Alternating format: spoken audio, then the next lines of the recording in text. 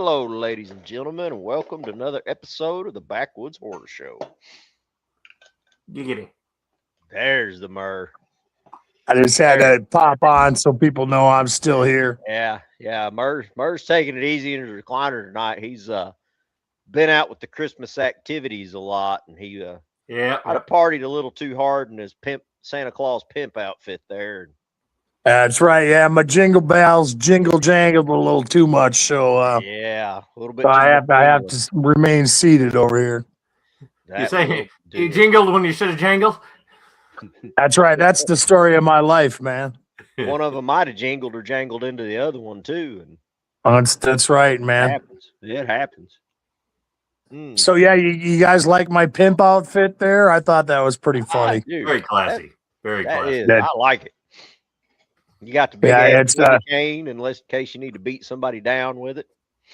Somebody said I look like Burl Ives, though, so that's been sticking in my head quite a bit. That I'm to the age where Ives. I look like Burl Ives. You guys know who Burl Ives is, right? I do. Yeah. The narrator, famous singer, but narrator of Frosty the Snowman. Frosty the Snowman and Rudolph the Red-Nosed Reindeer. He sings Silver Bells. And he's like the little snowman that cruises around with a little goatee. There I am, man. I don't think. I don't wear red. I don't wear red for it. Doesn't go with my hair well, but I didn't look too bad there, I guess. It looks pretty good there. Yeah, it's well. We got to share one more thing. Big Murr found the perfect Christmas tree topper. Look at the glory of that, man. That is awesome. I'm going to have to make Randy, wouldn't it be funny if like 100, 200 years from now, like archaeologists look at shit like that, like they worshipped this wrestling man named Randy Savage. But I want that on a Christmas tree so bad. That's either that or like our society completely falls and then they're researching our religions and then they see that and they're like, did Jesus wear that? Yeah, is that Jesus? Is that a late 2000s depiction of Jesus? I guess that could be a WWF Jesus. That's right. I think it'd be a more fun religion if we swapped out Jesus for Randy Macho Man. I think that'd be it'd be a lot of fun right there. But man, when I die and go, if I get up in them gates open and I start hearing somebody like the Macho Man talking, I'm gonna be like, "Oh yeah, Travis, you've been a bad boy. Sometimes the cream rises to the top. Sometimes it burns in hell." Oh yeah, you're unjustifiable in a position you do not want to be in. That's crazy, man. That's God bless Randy. I wish he was still with us. I miss him. Oh, yeah. I do. Yeah, I mean, it seems like all the we grew up in such an awesome time that we had icons like that. Like Randy and Rowdy Piper and Andre the Giant and the Iron Sheik. Just. The kids don't have that these days, Yeah. Well, before us Gen Xers, the kids didn't really have it either. They had the boomers were starting. A lot of them were starting to have TVs and stuff, but they didn't have access to. There wasn't the 70s and 80s, the 60s. There's a lot of colorful shit then, but who was exploded so much in the 70s and 80s. Yeah, we kind of invented pop culture, not invented it, but our generation, Gen X, pretty much established pop culture. It was us right here at the Backwoods Horror Show. We invented That's pop right. culture. We invented pop culture. We are the dreamers of the dreams, man. I thought we invented meth culture. That's down there. Up here in Wisconsin. Many cultures. Up here in Wisconsin, we got cheese culture up here, so curd culture. Man, I'm always coughing all the time, man. Oh man, I've had a cough for like a week and a half now. I can't freaking kick it. It sucks, yeah. I got COPD myself, and Well, just getting a cough like this just makes everything 10 times worse. Oh shit! Dad just had hernia surgery here a week before last, and like a few days into that, he got some kind of respiratory, and he's got a bad lung anyway. But he's been coughing, and he had he didn't have laparoscopic hernia surgery. They had to split him open like a fucking turkey. Shit. Oh, I know, man. My buddy had that too, man. Oh yeah, anytime he sneezes or anything, sneezes, coughs, it's they had to. My buddy, they had to flay up his jingle bells, man. Jesus Christ. Been there, man. I've been there. Yeah, man. I don't want to deal with it. It got so bad for him. He was yelling at the nurses to just cut his balls off. He's like, I don't need them anymore. Just fucking get rid of it. I don't know. I've had both of mine rebuilt, and I know I got one of them at least wore out, and the other one's hanging on by a thread. But I'm kind of partial to them. Oh, dude, Travis is the $6 million bionic man. No, I just got bionic balls. That's all. He's got robot nuts. That's all I could afford to have rebuilt was my balls. I couldn't afford all the cool shit. Now he sounds like a diesel every time he takes a piss. Yeah. And I didn't keep my receipt, so my warranty's voided, so I'm just shit out of luck. Yeah, man. You are shit out of luck, man. Travis with the robot diesel balls, man. Well, we're already swaying down this road, man. It don't take long, does it? Get better. Well, before we get too vested, let's throw out our plugs real quick. We'll do it at the beginning rather than at the end. Everybody, don't forget our good friend Grandpa the Nerd. Right. Tune in to his radio station and all his great shows. Where you can catch the audio version occasionally of Backwoods Horror Show. Yeah. Very nice, man. When we remember to pull the audio and send it to him. Yeah, I haven't been able to record one for Grandpa because my equipment was all messed up. It wasn't recording audio for some reason, and then I need to figure out how to do it. Why not? Yeah, Grandpa ran into some problems, so we couldn't do the editing and everything. So I should be back on pretty soon. Yeah, our thoughts and prayers go out to the Rosso family, and hell yeah, and hope everything continues to get better for them. Definitely. Yeah, for sure. They're good people, man. I hate seeing stuff like, everything they're going through over there. It just breaks me up because they're good people over there, man. They really look out for me. That's for sure. Yep. So and our other friends at Rabbit and Red Radio, don't forget to give them a look-see around, see what they offer. I believe Grandpa's still got a show on there too, doesn't he? Yeah. Yep. And then I do a show. Yeah, he hasn't done a show. He hasn't done Grandpa's World in a couple weeks, but he is planning on coming back. Awesome. And I do a show with Mike J also. We were going to do it this week, but he had some stuff going on. I had some stuff going on Monday and didn't want to interfere with the backwoods. So we're going to be on next week. So cool. Did you guys do a show last week? No, we didn't. Okay. I can't remember. I try to keep up. Yeah, it's last week I was having the problem with my right foot. Today it's my left foot. And I ended up throwing my back out, and Mike wanted a little bit more time to prepare anyway. So we're going to do it this weekend, but then we're like, well, shit, we were going to do it on Monday anyway. So let's just wait. And then Monday he got wrapped up. So it's kind of weird around the holidays. And see, folks, don't, this is a good lesson here. Don't buy your sex swings off Temu. You'll get hurt. That's right, man. Mm-hmm. Yeah, I need a Hoyer lift. I don't have a sex swing. I have a Hoyer lift for that kind of stuff. So because I like my women got to be big like me. Here we go. Can you repeat that, Trav? What? Don't buy your sex swings off Temu.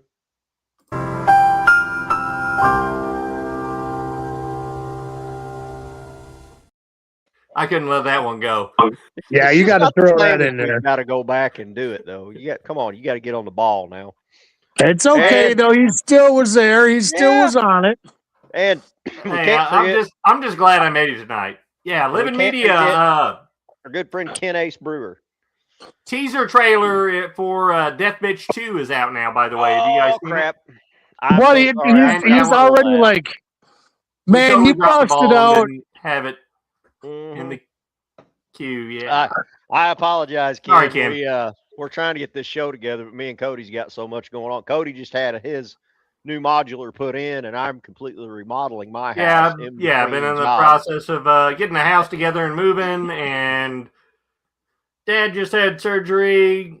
Grandma's been in the hospital. And the holidays on top of that. So I mean, it's been pretty hectic. Trav's been remodeling his house. It's yeah, and quitting my one job and starting my new job. So, and I haven't been doing nothing, but I'm not really good with computers, so I couldn't pull it up anyway. But man, he busted out Return to Death Park so fast. I didn't realize he was already to the point of where he could put a trailer out for Death Bitch 2. I thought he was just starting Death Bitch 2 right now. Oh, wait a minute. We played it last time when we had him on last time, didn't we? It's just a teaser trailer. I don't think that teaser. It's a teaser. Okay, so he is just filming. I thought it was a full-blown trailer. But yeah, dude, I really want to order a copy of I do too. Yeah, Return to Death Park. I like supporting Ken, man. I like absolutely. I want to make a box set. I just want to buy them all in a box set. Yeah. I want all the Death Parks. I want Death Bitch, Zombie Rage. I want them all in a box set. I like Zombie Rage is the only one that I have not seen yet. I've seen all his other movies except for Zombie Rage. I like box sets if you can't tell. Well, you may not be able to tell. I don't know if they're all in view. I got the Child's Play back there, some of the Halloweens. Gotcha. I have a complete box set of the Tales from the Crypt. I love that one. Oh, I love Tales from the Crypt too. I've got the box set of Basket Case too. Oh, now see, we should do a deep dive, an episode about Basket Case. I am a huge Basket Case fan. I would love to have that box set. I found a website where you can get a Basket Case Christmas ornament. Oh, speaking of Christmas ornaments, I thought about you guys because you can get a Phantasm sphere ball. This website has that before. Yeah, that's awesome, man. That's but yeah, I wouldn't mind getting a Basket Case Christmas ornament either. That's I actually thought about making this one into a Christmas ornament, but it's just a little bit big for a Christmas ornament, I think. Yeah, probably weigh it down, Actually, it's pretty light. It's just one of those I don't know 3D printed ones, yeah. Yeah, it's just a 3D printer one. It was like I had to paint it, but it was like I think it was only like $11 off eBay, I think. I can't remember what site it was. But yeah, the only thing I know Phantasm's not getting anything from that, but somebody's just making this shit. They did a pretty good job at it. Makes me want to get a 3D printer and just make all kinds of cool shit like that. Yeah, dude, it's amazing some of the stuff that you can do with 3D printers these days. Oh yeah. Oh, there's a woman at work. Oh well, where I used to work, she makes all kind of she makes these jointed dragons and all kinds of shit. Yeah, that's funny that you say that because a lady friend of mine brought me a Christmas gift a couple days ago, and it was one of those jointed dragons, the 3D printed jointed dragons, and it's just amazing. Like it's got like different colored plastics with glitter in it, and it moves around. I got it on display over here. It's pretty fucking awesome, actually. She also made. She showed me a skull, and it's weighted in the bottom. You weight it with it's for a fish aquarium, right? The skull goes down, and then it's got a spot where you hook air lines to it, and it's a bubbler.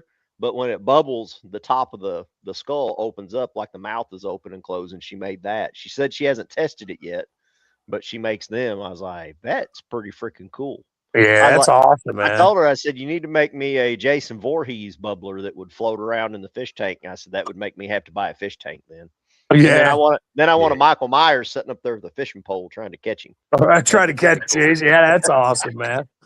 Have you seen those lamps they make?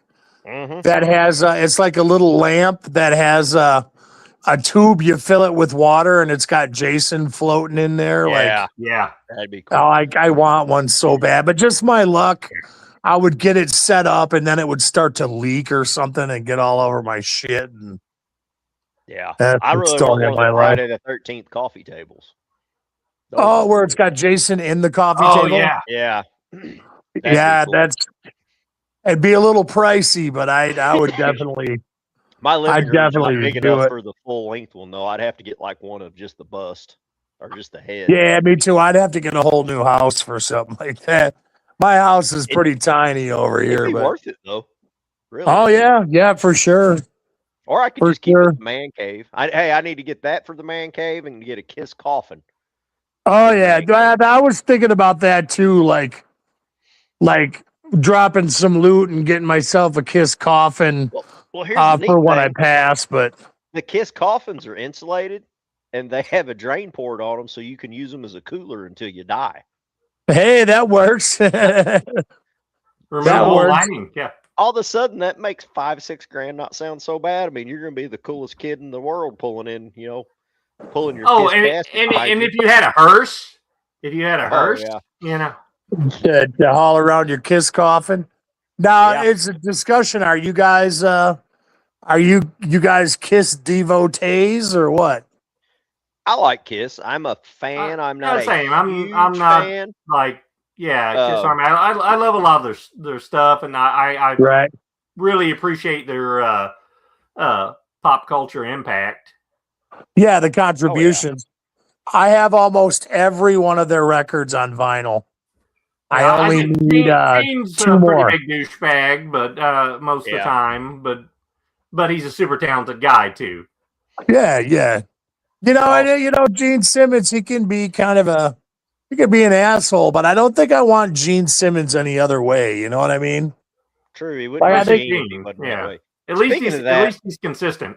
We've got to cover that movie that he did with Tom Selleck, Runaway. Runaway, that's a great movie, man. We got to cover that one too. Oh yeah, we need to do a double feature. Runaway, and what was the one he did with Rutger Hauer? We talked about it here a few episodes back. Is it Wanted, Dead or Alive, or I think so, or Dead or Alive, or something like that? Dead or Alive, Dead or Alive, Dead or Alive. Now, Gene Simmons, what about the one that he did with John Stamos, which is Too Young to Die or Never Too Young or something like that, or where he plays I know what you're talking about, but I haven't seen it. Yeah, he plays the tranny guy, the transgender dude or whatever. Like, it is so hilariously campy. And Gene Simmons just chews up the entire movie, and just hamming it up. It's so, and I believe that's what it's called, like Too Young to Die or something like that, or something. I can't remember for sure, but that's definitely one we could discuss. I wouldn't mind doing the Child's Plays either, man. Oh shit, yeah. Oh, I got some good stories about them with my kids too. Yeah, they got it. I'll save that for the show. But how many of those are there? I mean, I know there's 1, 2, and 3 for sure, and then there's the remake, and then you got Curse of Chucky, Cult of Chucky, Bride of Chucky. So yeah, Bride of Chucky is technically Chucky 4, right? Yes. Or is there a Chucky 4? I don't. Yeah. No, it's Bride of Chucky is 4. That's what Ronnie Yu directed. Yeah, and then directed Freddy vs. Jason. Yeah, and then there's Seed of Chucky, which we don't talk about that one very much. That was kind of like, because I went. That was my first Chucky movie at the theater was Bride of Chucky. It came out when I was 17 or 18, 98. Okay, all right, yeah. Me and Trav went and saw it at the theater. I saw it 3 times at the theater, and And then I remember we were so excited. Then what was it, 4 or 5 years later when they announced Seed of Chucky was coming out, and it was about the same because Halloween H2O was my first Halloween movie at the theater. Yeah, and also came out in '98. And I freaking loved it. I saw it 10 times at the theater, which I've mentioned many times. Cody. Jesus fucking time. Oh, I was the biggest Halloween fan. I was the biggest. That's fan. Okay, man. Dude, you guys are gonna. And that they were bringing back Jamie Lee Curtis for this one after 20 years, and I was like, "Oh yeah, dude, yeah." And, H2O, I really like that movie a lot. And that being said, it hasn't held up as that well. I still like it, but it's we matured. The film didn't. Yeah, I feel bad that the only Halloween movie I ever saw at the theater was the Rob Zombie remake. Yeah, I saw it at the theater. I like the Rob Zombie remakes. And Halloween the first one. Yeah. I like the first one better than the second one when they start doing. I saw the second one at the theater as well, and I was all the purists to say they like to be apologetic for Rob Zombie's Halloween 2 H2. They say you just have to watch the director's cut. And I had so many people tell me, and I finally broke down. I bought the director's cut, unrated director's cut, watched it. It's slightly better, maybe. See, slightly. I hated it. It's funny on the Halloween movies though, because like your hardcore Halloween fans don't like Rob Zombie's version, but your guys like me that like Halloween are not hardcore fans like Zombie's version. Is what I've ran into in discussions. Yeah, which I don't hate Rob Zombie's version. I like that he tried to do his own thing with it. I don't particularly like what he did with it, but honestly, that's where I'm at. I like the first half. I like the first half of the remake better than the second half. I mean, it's then the kind of like shot for shot remake. I mean, it wasn't a shot-for-shot remake. That wasn't his fault. That wasn't his. That was the Weinsteins fucking with him. Yeah, they wanted it that way. I just don't like the fact that Michael Myers was a force of nature. Like, he was just a kid that was evil because he was evil. I didn't like that they made him into like an abused, redneck, white trash. Like I like Michael Myers hit a little too close to home. Well, no, I wouldn't classify you guys as the same as those guys. But you know what I'm saying? Like it just I just would prefer that Michael Myers was just a normal average kid that was just friggin' evil. Like there was no reason why he was evil. He just was, like and nobody knows why. Normal kid. And I thought that was more that was scarier. And I did not like the kid. I never pictured Michael Myers as a blonde. You know what I'm saying? That's what threw me off so bad. I was like, huh? I never pictured Michael Myers as a long blonde haired dude. I liked the backstory. I liked it. A lot of them didn't, but I felt like Rob was like wanting to do something completely different. Yeah. Halloween's, and he's like, what could I do to do something completely different on this film frame? He's like, I'll do Michael Myers' backstory, from a kid up. Oh, yeah, yeah. And, we had the other version of Michael for a while, so that's fine. But I know a lot of the hardcore Halloween guys just didn't like, we don't need that. And I'm like, this isn't the same film. I liked the backstory. I just didn't like it in a Halloween film. Right, right. If it would have been, like a lot of sequels, if it would have been, or remakes, if it would have been its own thing, I would have, but I just didn't like it for, like I said, for Mike Myers. My favorite part of the movie, but I didn't like it, still didn't like it for a Halloween film. Right. Yeah. Now, speaking of old things here in Halloween movies, what do you guys feel about Halloween 3, man? I hated it when I first saw it. Yeah.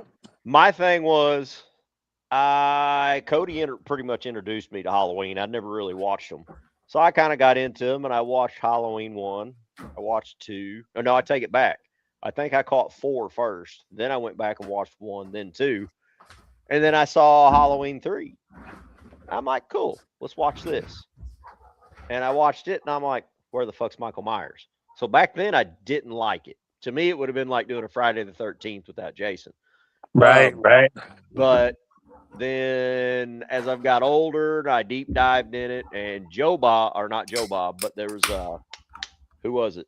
The Exploding Heads podcast. They got me into watching it, and I deep dived into it, and I got to say, I like it. It's a good film.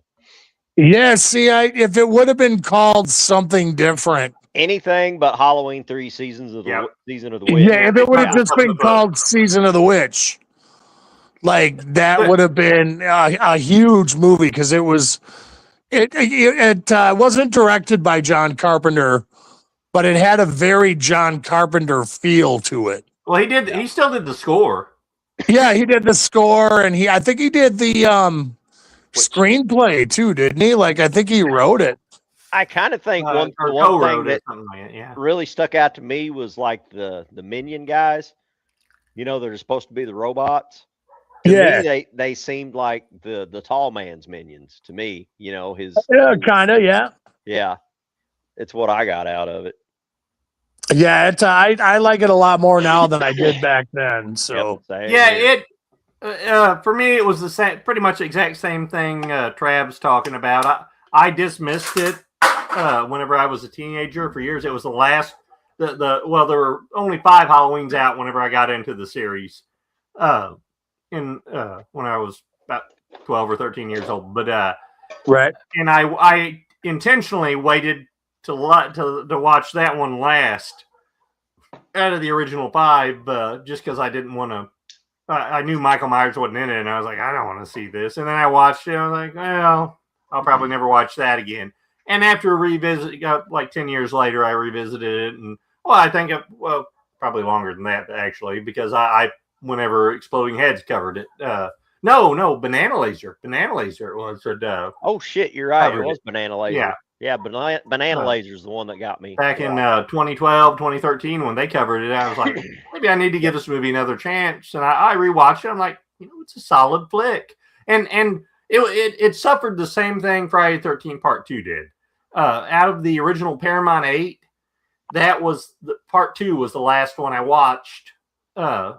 Just because, I knew I wanted to watch the original because I wanted to start from the beginning, but I intentionally skipped Part 2 because I knew it wasn't Hockey Mask Jason. And now Part 2 is one of my favorite of the franchise. Yeah, I still prefer Hockey Mask Jason, but I've grown to like Part 2, and I've got spoiled because I guess Part 3 is where I came in on Friday the 13th. Me too. That's my introduction. That was the first one I saw in its entirety. Yeah, I was obsessed with Friday the 13th Part 3. My parents didn't want me watching it, and they went out to the grocery store, or went out to eat or something, and we had HBO, and I got to watch the entire Friday the 13th Part 3 when they were gone, and I've been obsessed ever since, man. Yeah. I just all things horror. Introduced me into it too. The Hockey Mask. Jason. Yeah. HBO, I met a lot of those guys. I met a lot of the crew of Friday the 13th Part 3 at a horror convention. They were pretty cool, but they were all kind of money kind of grubber guys, Yeah. Like, just wanting money for everything. Like, if they looked at you, they wanted a couple bucks from you. Can you imagine though doing a movie, doing a bit part in a movie, a slasher, some low budget slasher flick that you might have made $1,000 or a couple grand for doing. Yeah, a couple days of work, like 30 or 40 years ago, and now you're making a living, making way more than that doing conventions, and you're making doing a good conventions living and signing autographs. Off of something you spent like 2 or 3 weeks doing 40 years ago. Yeah, like somebody talked you into doing, like crazy stuff. That would be crazy. Man, are we we're half an hour in. Are we gonna discuss this something in the barn or what? To discuss the movie. There's something in the barn. I've got the trailer for it. If you guys want to watch the trailer, sure. If I can figure out how to share my screen again. All right, there we go. And let me maximize it.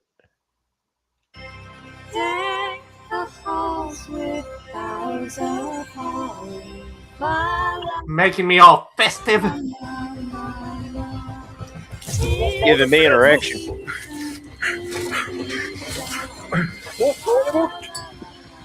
Can't live it off you. What's giving you the erection, Trav? Is it the all the gasoline being splashed around, or the old man breathing heavy?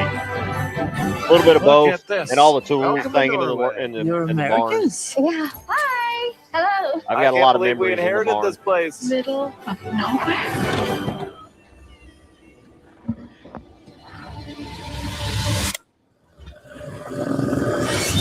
There's something in the barn. What do you mean something? So what do you think happened? Probably some kids. Whoa. That's a barn elf. Are they real? Yes. First off, the barn elf doesn't like changes to the farm. That looks good.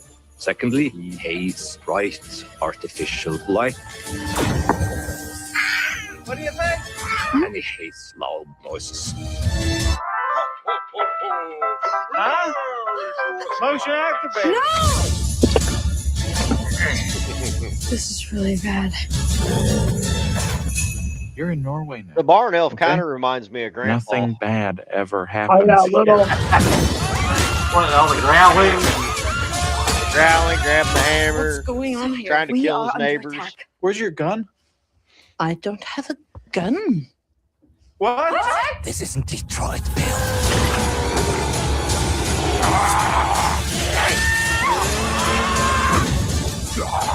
What on earth did you do to make them so mad? We broke all the rules.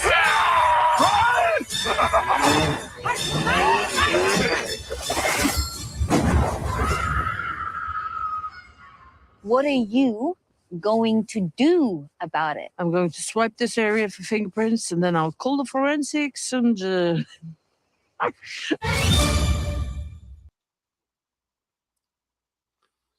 Well, shit, that was our show right there. We have nothing left to review now, folks. Pretty Sorry much. about that. Nothing left to discuss. Everything was covered pretty much right there, man. So it is a 2023 Norwegian film. No budget. I couldn't find a budget. But it did do a box office revenue worldwide of $1,300,000. All right, well, that's not too bad for an indie film for what it was, you know. I got a soft spot for Norwegian films, so I mean, come on, Troll Hunter. That Troll Hunter was fantastic. Troll wasn't bad, but Troll Hunter was awesome. Troll Hunter's fucking a masterpiece. Yeah, that movie was, for what it was, and like kind of coming out of nowhere. That was great. But yeah, that Troll Hunter was that's when they should have hung up found footage. Like, nope, we're just not going to top this. Yeah, like that was the epitome of, it was just awesome. That was the top of the pile right there. That was the cream rising to the top. It was that's right. Right there. Yeah, that's it. Yeah, but this did have Martin Starr, the guy that plays in Tulsa King, is the lead actor in it. That had a little something. He's a good comedic actor. I like him. Yeah, he was in some other stuff too. Like I think he was in Spider-Man or something like that. Yeah, I don't remember. Like he played a teacher, a very small role, I guess. Yeah, he always plays these little bit. Aside from Tulsa King, he always plays these little bit parts. I say Tulsa King's been his biggest part, I believe, so far in his career. Yeah. But you can ask Cody. I usually do not like horror comedies. especially holiday horror comedies. But this one was fun. It was a little bit more of a slow burn than I remember in the beginning. Yeah, Of course, the first time it was last year when I watched it, and I was drunk, of course. But I don't know. It was a fun little film. Well, just like the old man, it has the old man starting out. It shows the barn in the background, and he's over there saying, I can't remember exactly what he said. I'm going to get you Uncle Crispy or something. Yeah, and winds up getting himself burned to death. And then they inherit it, just like the trailer shows. And could you imagine that though?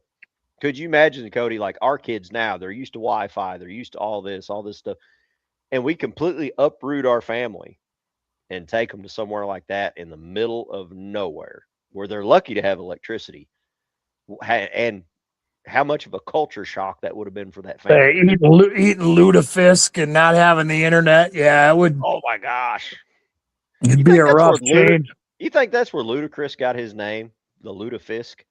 The lutefisk? I don't know. Well, they both leave a bad taste in your mouth, so I can just for sure, man. Terrible. So I've never had lutefisk. I've always heard about it. I heard it's bad, dude. I heard it's. I haven't. Oh, I imagine it's like fish that has a shelf life of like 2 years. So right, yeah. What is it like? It's in lime, or is it like lime or lye? I don't remember. Lye, I don't know. One of them will burn your flesh off, but yeah, you can't eat lye. I'm pretty sure.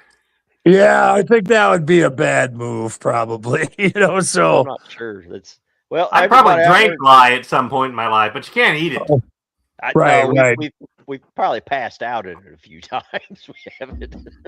It's drank it, but yeah, I thought I thought it was a fun watch. You know what I mean? Like, is it going to win any awards? Is it going to be like? No, it's a good holiday movie. Yeah, am I gonna be like, oh wow, dude, that movie was friggin' awesome. It's life changing. No, dude, it's a good, fun holiday movie for the family. You can introduce your kids to. Yeah. There wasn't a lot of blood. There wasn't a lot of gore. In all honesty, aside from the kind of F-bombs here and there, I really don't know why this movie was rated R.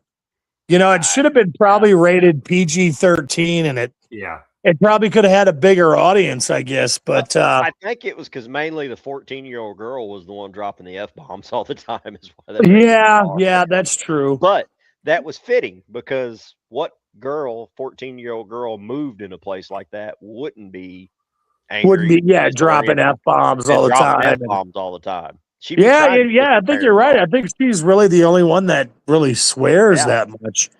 I think the little brother does like twice, but well, I guess there's that one.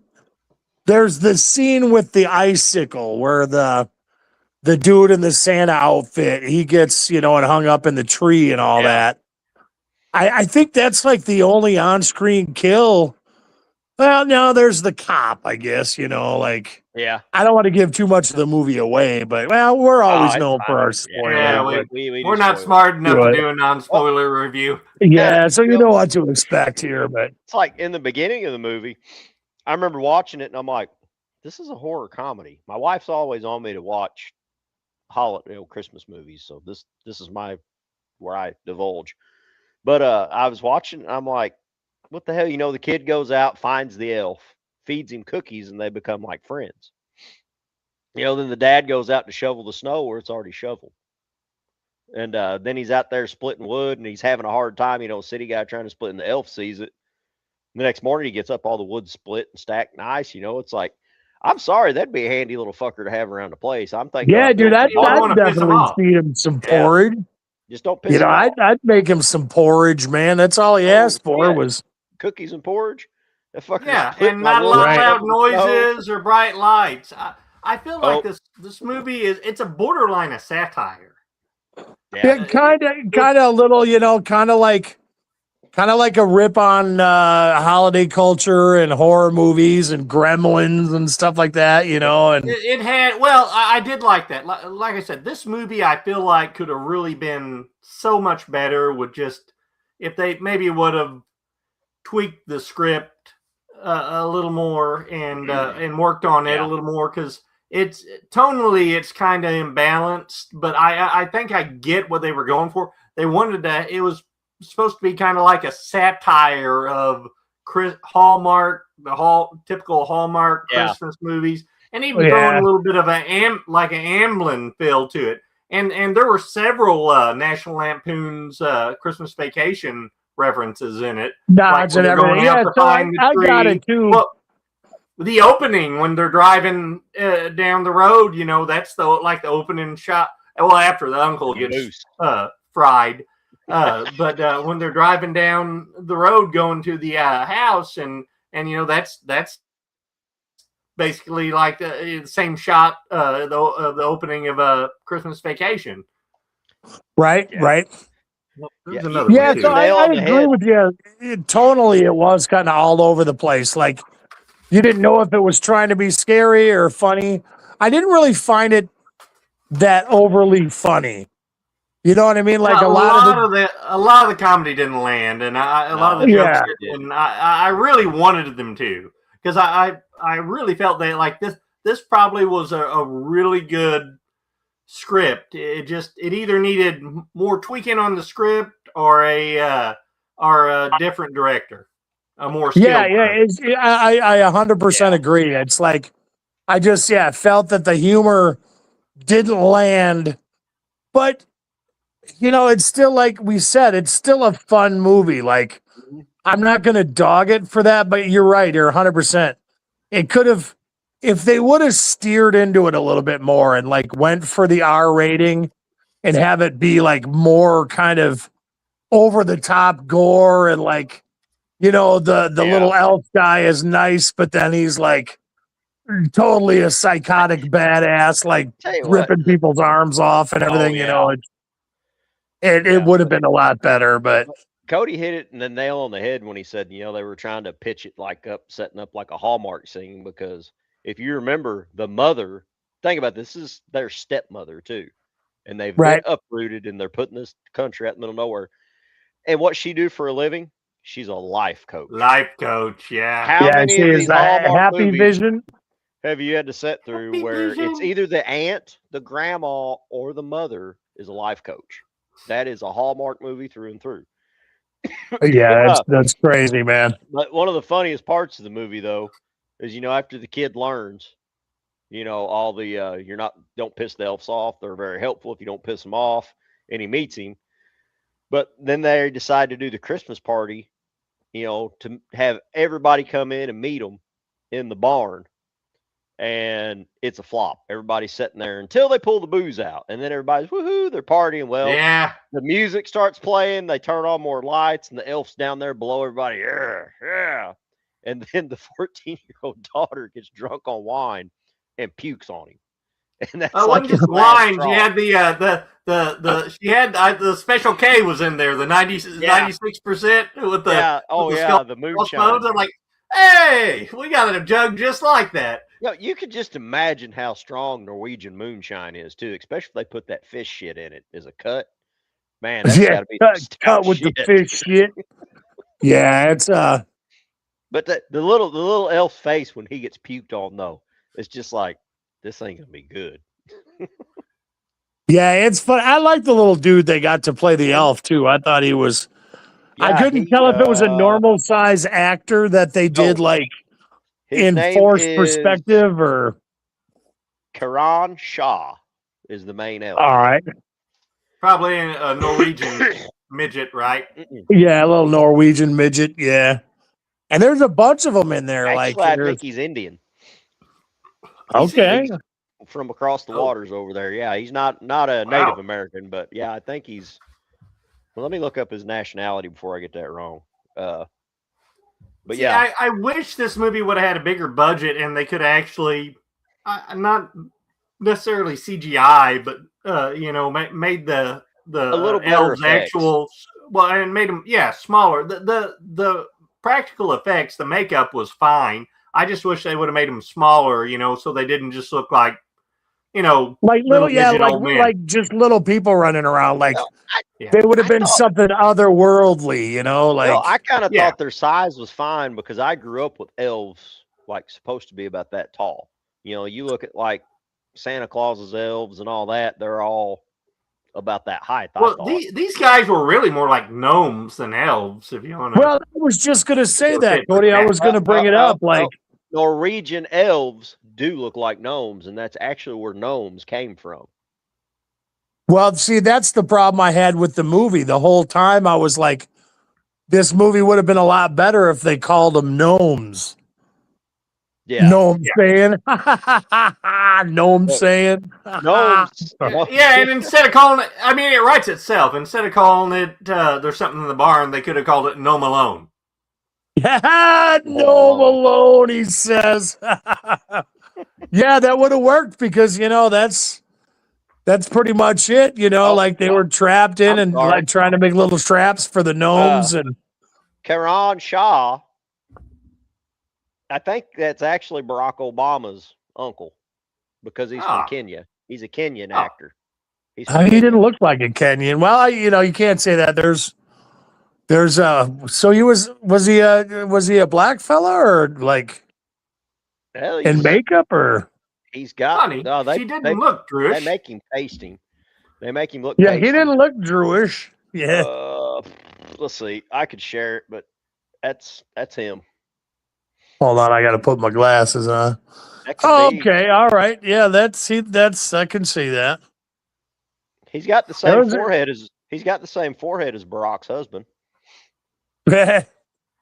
Yeah. Could be. But no, I thought the main little gnome guy, the main elf guy, I thought he was a little tall for the part. Yeah. Was it him or was it his hat? He was about the same size as that young boy, and that boy's supposed to be about 10. Yeah, I suppose so. I guess it was probably his hat.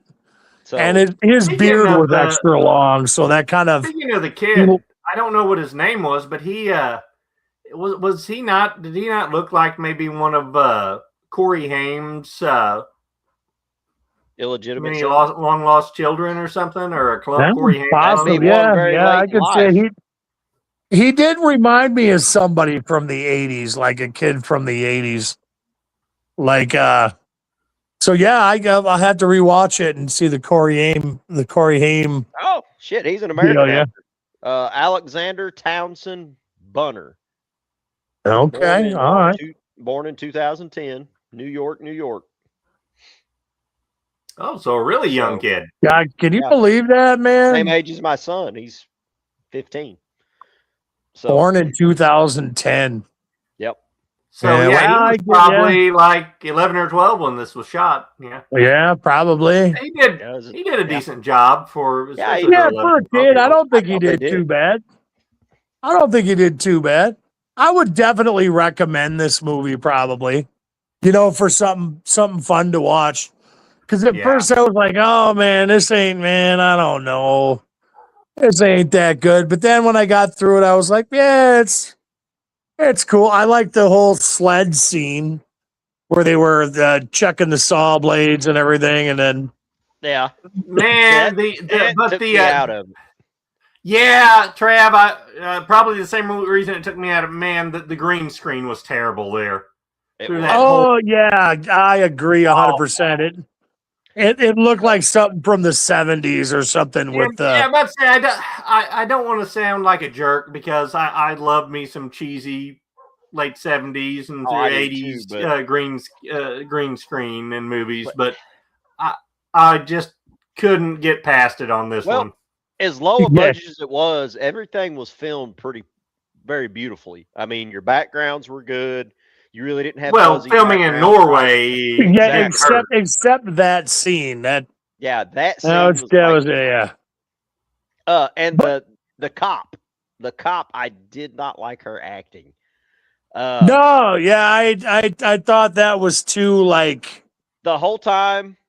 that woman What was on she supposed to screen. be, Norwegian or Canadian? I couldn't decide. I couldn't tell either. Exactly. But I thought I think Katie Seagal, if they could have got her to do it, she would have been Oh, perfect that would for have been cool. role. Yeah, that would have been all Oh, right. yeah, if she would have added a little more of a bitchiness to. Yeah. Right. But I think she was a big problem. The cop was a big issue for, as Cody said, the tone. The tone, like you'd have it go in a certain way, and then the cop would come in, and it's like the cop, I don't know, like every scene she was in took away like from the seriousness of the whole. Mm-hmm. You know, I didn't like that. I didn't like her at all. I didn't. She was really like, it was supposed to be horror comedy, but like every scene she in was like straight, like comedy. I mean, just trying to go 100. If she would have been cast in a straight comedy film, I think it would have been fine. But that character was kind of out of place to me too. Yeah, like totally. Like you just got done with a crazy home invasion with a bunch of elves, like, you know, shoving corkscrews in people's knees and shit. And then the cop comes in and it's totally like the comic relief that doesn't land. It's like the cops in Halloween 5. You expect the fucking Keystone Cops in part 5. Yeah, I know exactly what you mean. I did like the part where the next morning after the Christmas party, when the elf gets puked on and he's really pissed, and he comes out in the morning and he's looking at his barn and it's just fucking trashed from the party. And then that night, when everybody goes to bed, he's like, "Motherfuckers, you trash my barn, I'm trashing your house." And so that's one thing I do love about this movie. It has a lot of social commentary in it too. You know, anybody like a lot of folks from Texas now are dealing with all the influx of people fleeing California. Yeah, and they got all these far left loonies moving into Texas and just completely disrespecting their culture and way of life. And you know, there's a lot of commentary on being respectful to your neighbors, because through this most of this movie, I was rooting for the elves, honestly. Yeah, well, the whole movie I was rooting for the elves. Yeah, like these guys come in and they just keep fucking with these elves, and all they want to do is be left alone. You know, they just want to live in their fucking bar and be porridge, man. They want a fucking bowl of porridge and be left the fuck alone. Just fucking all you gotta do. I felt sorry for the kid. You know, he's trying to keep this little elf buddy happy, and he reaches out to the only guy in town that knows about the elves, or he knows their lore. He doesn't really think they're real. And he tells, "Oh, you got to make them some porridge," and gives him the list. And the kid, how does this guy know all this shit? Well, it's I like it. Well, see, that's lore. That's one thing I liked about the movie is they didn't explain him. You know, like he was just like obsessed with the elves or whatever. Like, but they never explained why. He just was like, the wise Norwegian guy. He's like. Unlike when they go to his house, you know, he's reading a book, you know, and you see all the books on his mantle and all that. So I think he's a knowledge guy. He just likes soaking up, is what I kind of read of him. Right. And he did have the little elf ornaments all over his house. So he probably just, but at the beginning of the movie, like they kind of make it seem like he's aware of the elves, because he's like, "Oh, you moved into the so-and-so farm." And he kind of looks all weird, you know, like. Yeah, they kind of messed up there.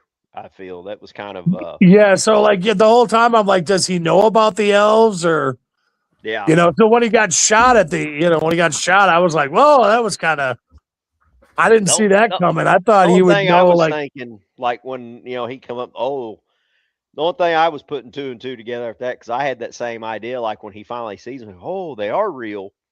I was like, wait a minute, you at the beginning of the movie, but then the only thing I think is, well, that guy died there, and then maybe that's kind of like, oh, well, you don't want to go around that farm, it's bad juju or something. Yeah, I see that. Yeah, like, you know, just it didn't have to necessarily do with the elves. It was just, you know, the guy died under weird circumstances, and But yeah, that kid though, that poor kid. I felt so sorry for that kid. He's working his ass off.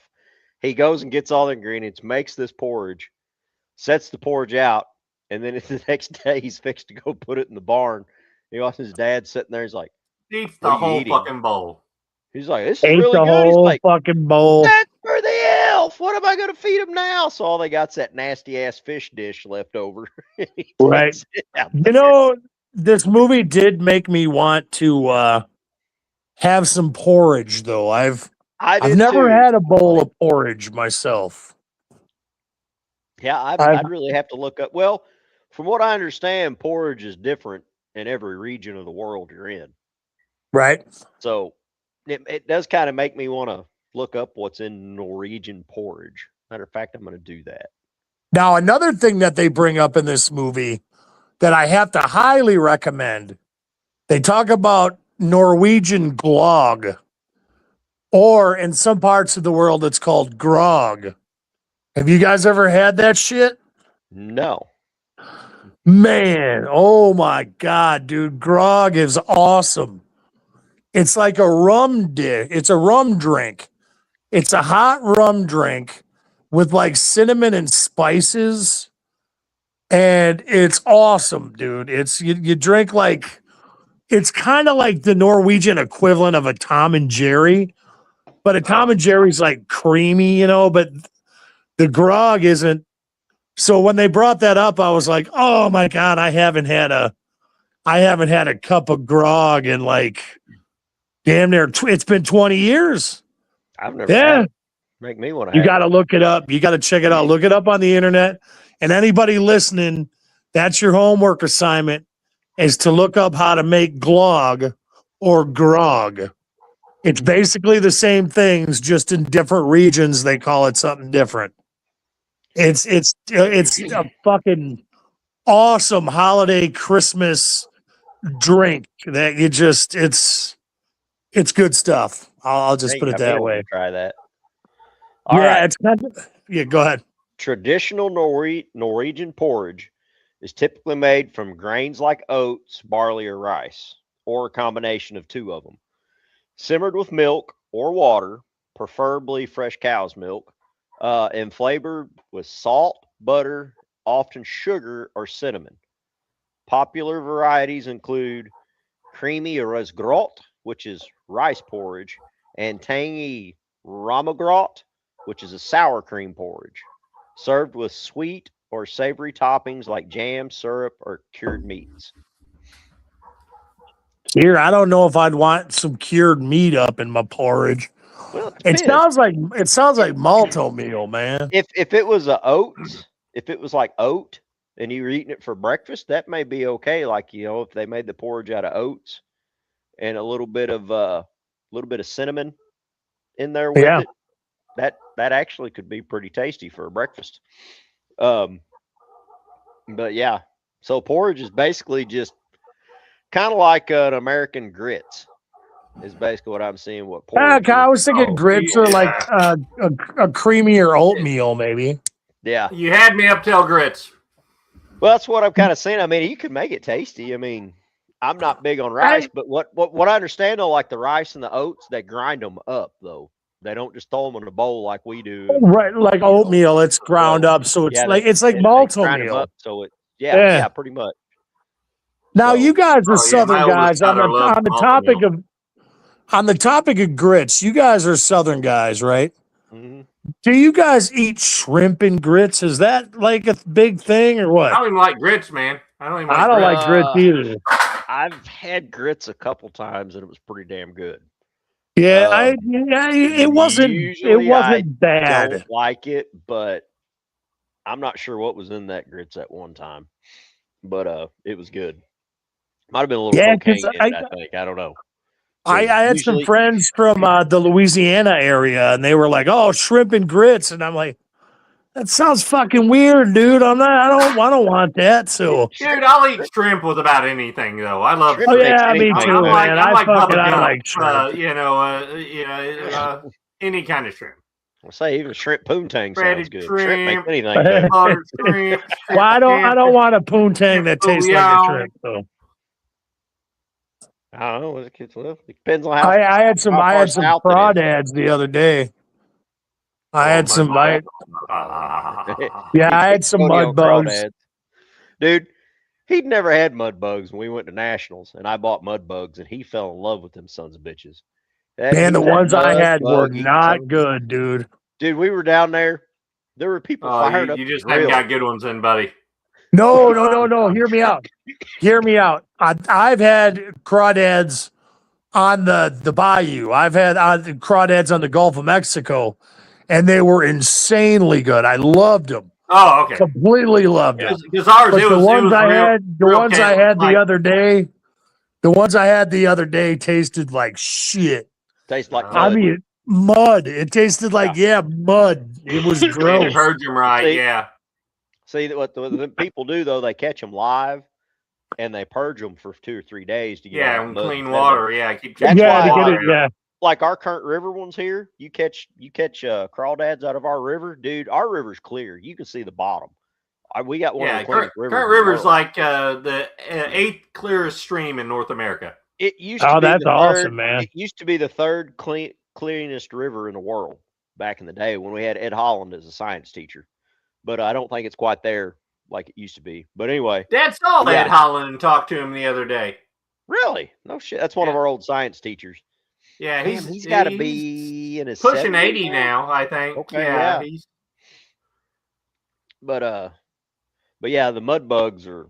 Yeah, one thing I like to do with mud bugs, dude.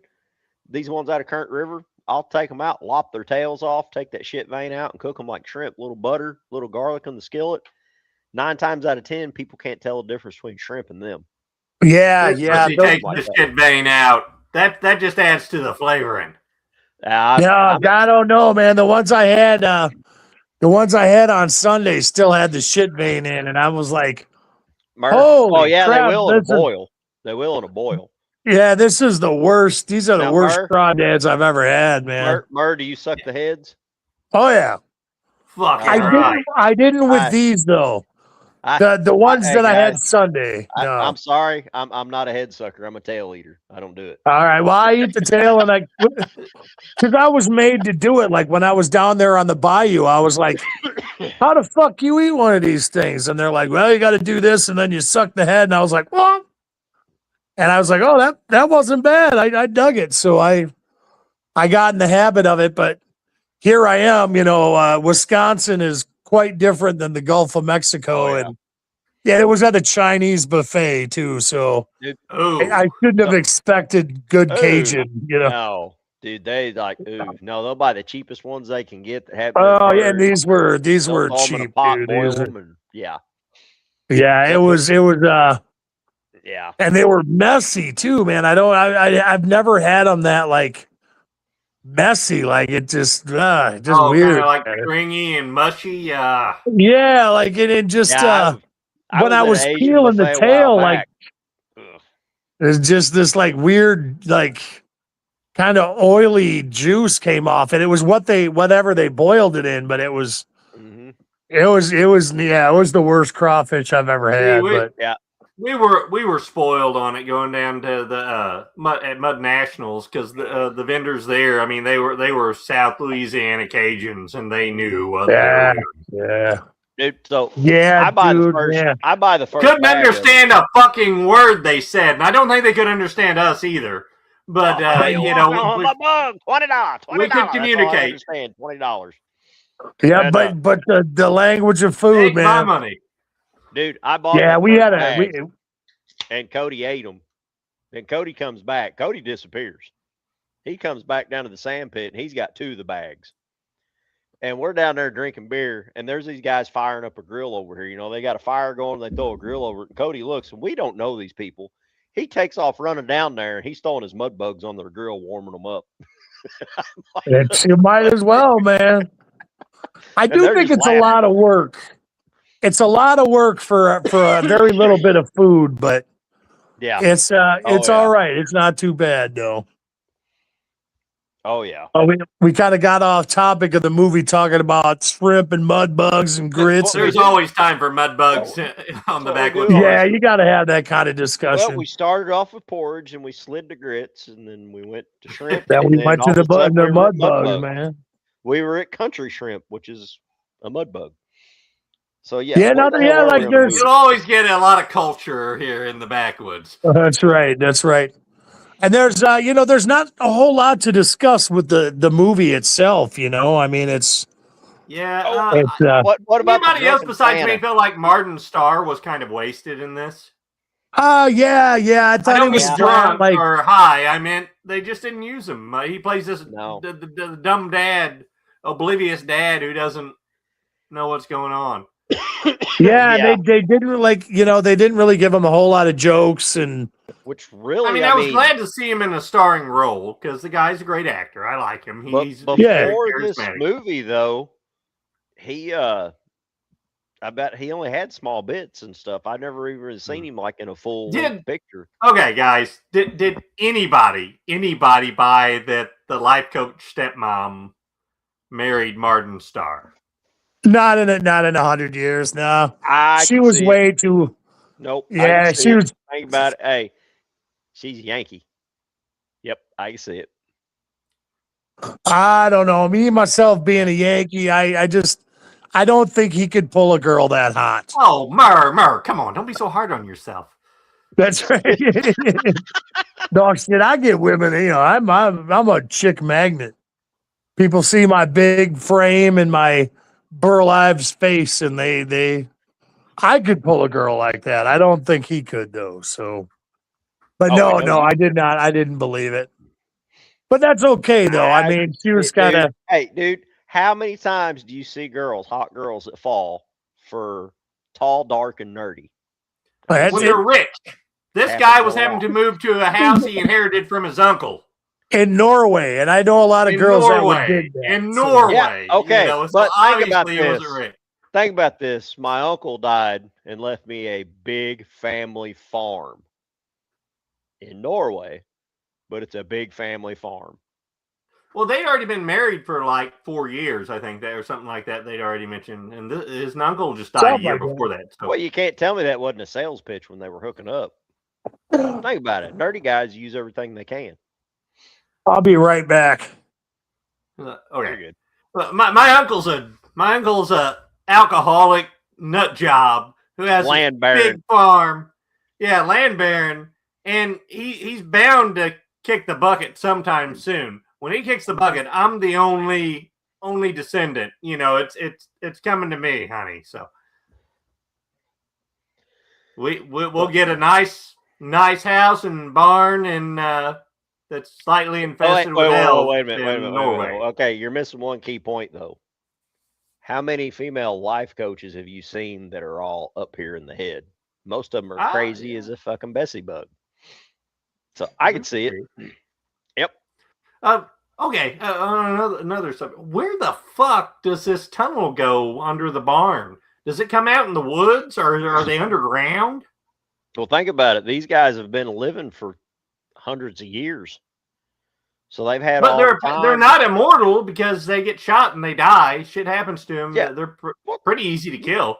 You've watched Highlander. I mean, yeah, they can live for a long time, but they can still die. I mean, well, fuck. Look at whales. We got some whales that are 200 or 300 years old, but they can still die. You're on a harpoon. Why are they all old men? Are there no female elves? Are they a community of gay old elves? Gay elderly elves? Okay. South Park put it best. This is a clan that originated from the Underpants Gnomes. Oh, the Underpants Gnomes. Mm-hmm. So, yeah, they originated from the South Park Underpants Gnomes. Just throwing that out there. That makes sense now. Yep. Thank you for clearing that up. Step 2. Step 3. What was step 3? No. Let's collect underpants. That's one of my favorite episodes. But yeah. Oh, the drunken Santa, though. You remember the one guy that the dad makes friends with? He's the one that had the 96% special Kool-Aid. Yes. And the dad makes good friends with him once they both get drunk. He's like, I come to your house, I be Santa. And I was like, well, he knew what he was going to ask before he even asked. Yeah. Yeah.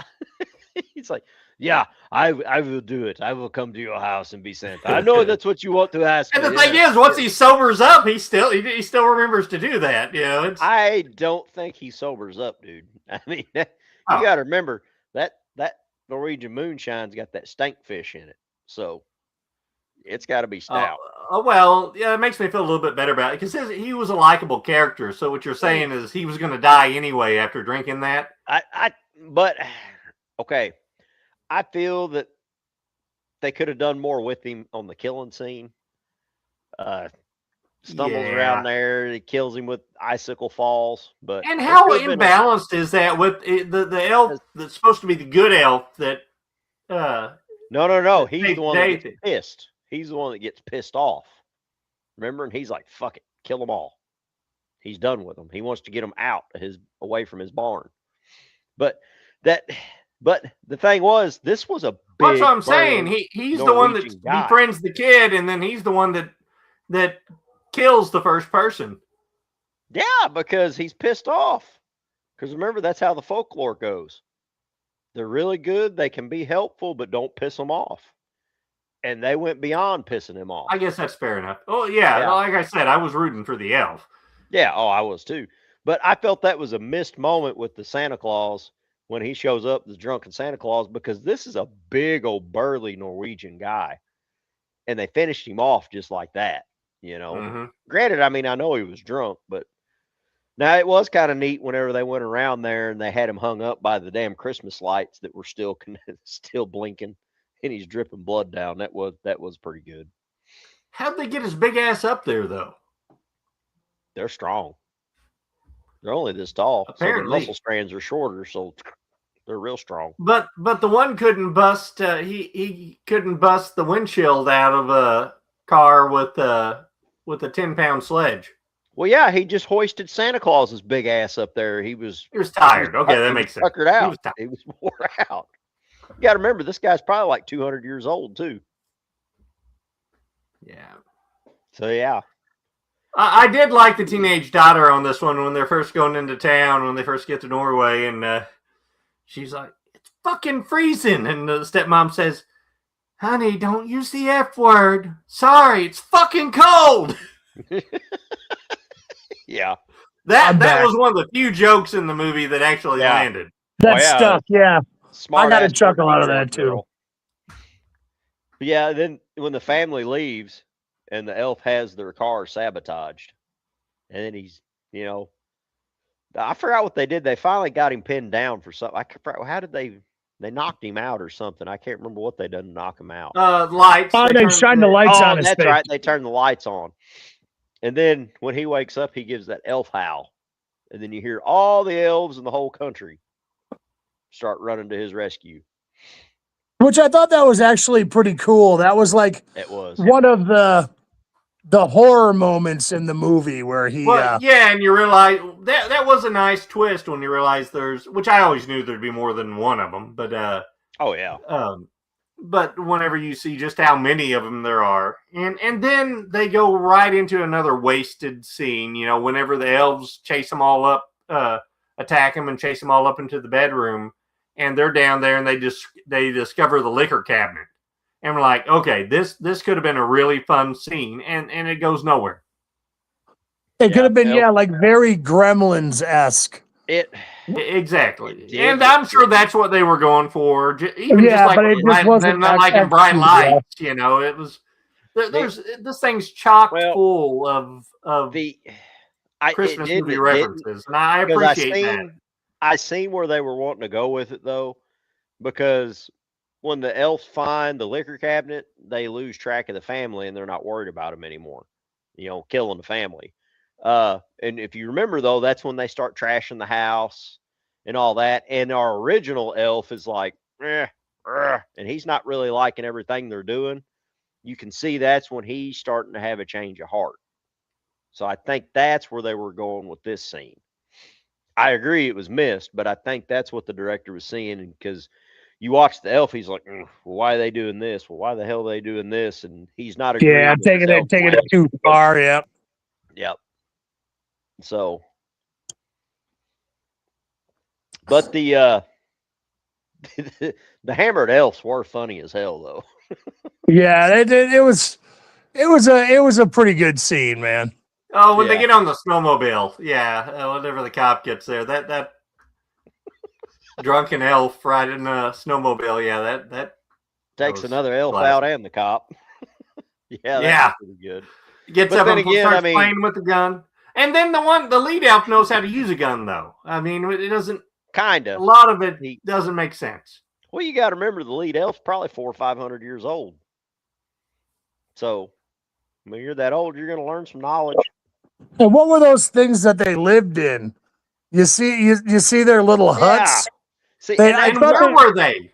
That's what I want to know. Where were they underground? Were they out? Did the tunnel just come out in the woods? Is there an underground barn somewhere? Yeah.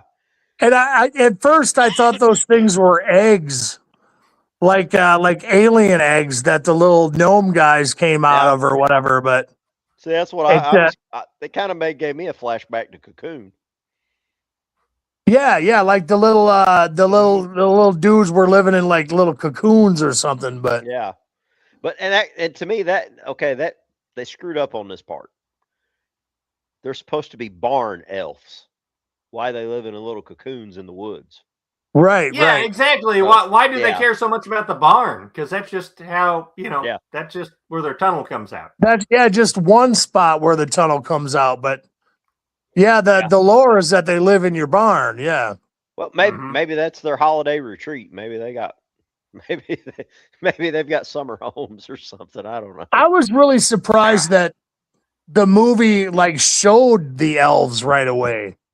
Like I thought they would have kept them more hidden and like you wouldn't see them for like half the movie what they look like. Yeah, or at least in the first act, all you get was like a little glimpse every now and then. Not a clear view of it. Yeah, like you didn't know if it was real or not. And you didn't know what it was. But yeah, they brought him out. They brought the little elf guy out within the first couple minutes you saw him. So it's but like you said earlier, Cody, I think it would have been a lot better if they would have made the elves a little bit smaller and otherworldly, like it did feel like they were just little dudes running around. Midgets and prosthetics. Yeah. Yeah. So I think it failed there, but they were on a budget, so they couldn't, for what it was a good movie. For what it was decent. For an indie film, yeah, I'll let a lot slide. Yeah, it's for a Christmas special, because we didn't have a whole lot of holiday movies to really choose from. I saw one the other day called Christmas Evil. I don't know if you guys heard of that movie or not. Yeah, Joe Bob covered that one. It's good. Yeah, I just watched Christmas Evil. Then I watched Black Christmas again, the original, none of the new remakes or anything, and that movie was actually pretty vulgar for the time, Oh, yeah. Yeah, it was. One of them that I do want to cover one of these days is A Creature Was Stirring. That's a Shudder movie. That was a really good Christmas movie. I still haven't seen that. That's an elf one too, isn't it? Yes, and I've heard that this movie has been compared to A Creature Is Stirring. And I heard people say that it's completely A Creature different. Is Stirring is the better movie out of the two. Oh, yeah, it definitely is. I forgot all about A Creature Is Stirring. Whenever we were talking about doing a holiday special, I just remembered watching that one. I had fun with it when I watched it. Of course, I was drunk laying in bed. But right. It's definitely a movie if you got a six-pack in you. It's a lot. Yeah, once we get onto the ratings portion, I guess we can do the ratings now, but I really don't have anything else on this movie. Yeah, me either. There's not really much to say. Other than the final line, the one kid was like, "Well, when it's all said and done, it was a pretty good Christmas," and the daughter's like, "Are you kidding? It was a fucking nightmare." Yeah, it. I would say died. Yeah, people died. Yeah, I mean, as far as the ratings go, I'm going to give it a solid 6-pack because, I definitely, if I would have been more drunk, I mean, I had a little bit of that green magic going on, but when I watched it, but if I would have been a little bit drunk or a little bit more intoxicated, I think I would have enjoyed it a lot more than I did. So, Oh yeah, definitely. solid 6-pack for me over here. Cody? I think I actually drank a 6-pack when I was watching this last night. So yeah, I'm gonna have to. So I drank 6 beers. So I mean, it's and I kind of wish I would have drank a few more while I was drinking it, while I was watching. But it's, and I'm not shitting on it. It's not a terrible It's a fun throwaway Christmas horror flick. And that's exactly if you like Hallmark movies, you'll probably like it more than I did because I don't know. I don't think people that watch Hallmark movies are going to like anything of this, Cody. I know my wife. Well, it does have a lot of Hallmark Christmas movie references in it. I don't know, but I'm just trying to give it a little credit because. Well, anytime you pull Hallmark with the movie, you're not giving it credit. Yeah, you said it best, Cody. It's a throwaway. Mm-hmm. It's a throwaway movie. It's I'm gonna watch this once, and I probably won't ever watch it again. I guess I just don't want to shit on it because I feel like it had a hell of a lot of potential that it just It's like fun. They missed the mark. They missed the mark almost every time on it. It's not something I'm gonna revisit every year. I might watch it again. I don't know, another 3 or 4 years or something like that. Maybe if I have grandkids and they want to watch a scary Christmas movie, it'd be a good one to introduce them into. But yeah, my rating's gonna be a little deeper than y'all's. I'm gonna go a full 7 because I want to have a little more than a buzz, and it'd be a lot more fun if you're buzzing or a little above a buzz. So I give it a 7. Hey, and speaking of PBRs. We got to throw this in. It's off the discussion of movies, but thanks to Mr. Cody over there, I have 2 cans of PBR chili now in my cupboard. I had them delivered this morning. Oh, nice. I haven't tried mine. I haven't tried mine either, but I saw it and I was like, man, I thought that shit was fake. Yeah, I didn't think it was real. I thought it was like one of those so should we all CGI things. And all eat them at the same time and do a podcast so we can all 3. Oh yeah, we definitely. Everybody can have the screaming shits at the same time. We'll be. Yeah, we're gonna have to do a solid review next time. But to me, I don't know. Solid. That sounded amazing, dude. If you eat both of those cans, I guarantee it's not gonna be a solid review. Yeah, to get a little PBR blast going on there, but yeah, I couldn't believe it was real. Where'd you find that? Is it at Walmart? Yeah. Okay. Yeah, I got mine at Walmart. A can, though. Yeah, it was like I think I got mine for like it was $2.97 or something, like $3. Yeah. But I'm gonna have to try it. Yeah, I had to do it. I saw that and I was like, well, fuck, I got to get some now because I consider myself a canned chili connoisseur. Okay. Being a bachelor, I've eaten my share of canned chilies over the years. I get that. Okay, have you ever had Chili Man chili? I don't think so. It's from Texas, and that is the best canned chili I've ever had. Well, now I'm going to have to be on the lookout for it because I don't think I've had that brand. Make sure you get the Chili Man with beans because if you get it without the beans, it's not near as good. That's what I used to get all the time. Like chili dogs, something quick. Right. Dogs in there. Throw a couple cans on. You got dinner for 2 or 3 people. Oh, yeah, for sure. But yeah, Chili Man was by far, if it's still the same. We haven't had it down here for like 2 or 3 years now. Whenever Harps changed hands, changed to the super center, I haven't been able to find it. Now, does that have like a red and black label?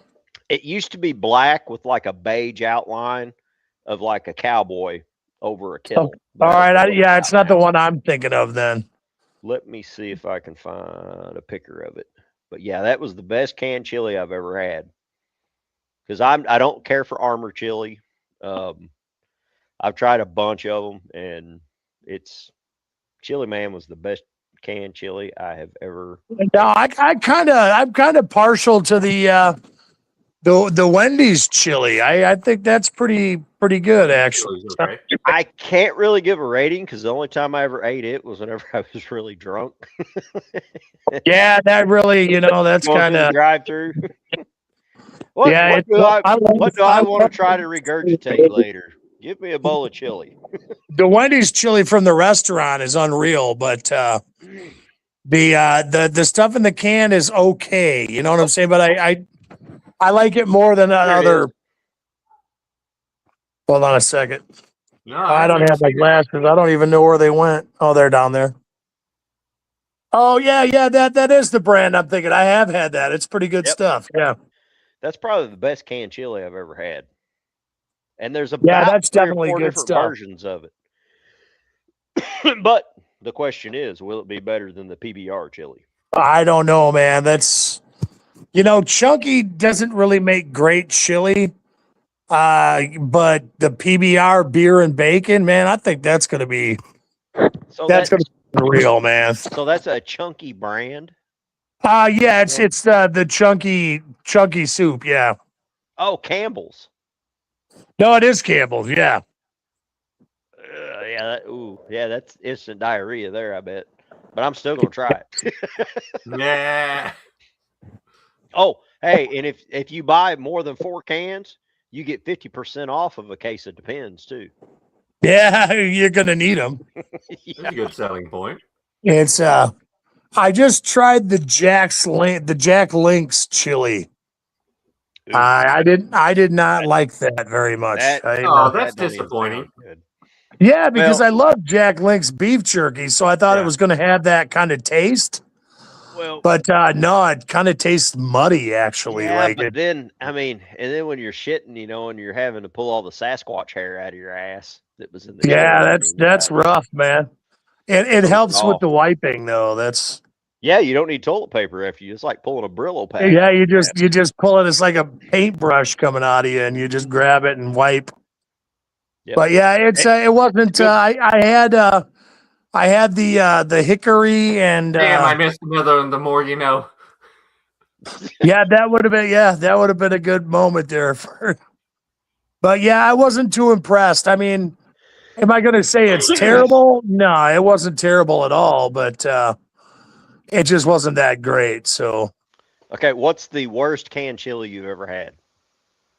Oh my God, there's been a few. God, I can't think of anything offhand. You ever had Libby's chili? I don't even know if they make it anymore. Yeah, if I did, I didn't like it too much. Yeah, it's straight butt. I worked at Fred's, which is like a little dollar store here, and I got to where, all right, when I first hired on at Fred's, I hired on it the summer. I was getting 40 hours a week. My truck payment was $125 a month. My insurance wasn't shit. I had all kinds of money. I was rolling the dough. Well, school started, and I didn't realize I wasn't going to be working as many hours. So I got my first paycheck, and I'm like, oh, shit. Yeah, there was no eating out for lunch, nothing like that. So I got to go and just buying shit off the shelf at Fred's. So I ate every Libby's product they had. I ate every canned chili they had because I got it was like 15% off my purchase when I worked there. So, if it was $1.15, I gave like 90 cents for a can of something. So that's what I ate for lunch. I remember Libby's had chili and they had it on sale.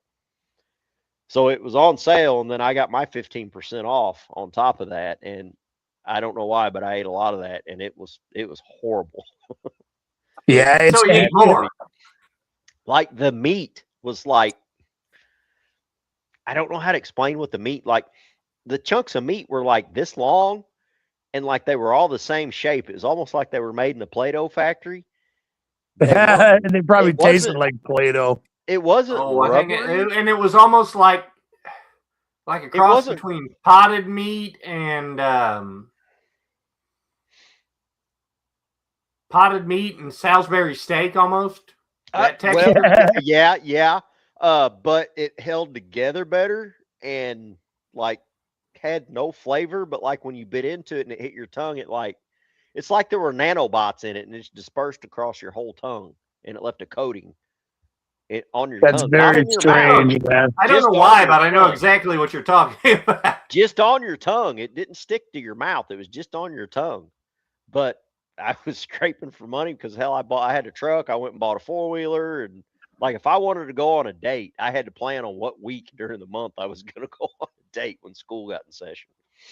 But because they closed at 6, so I didn't get shit for hours through the week, and they weren't open on Sunday.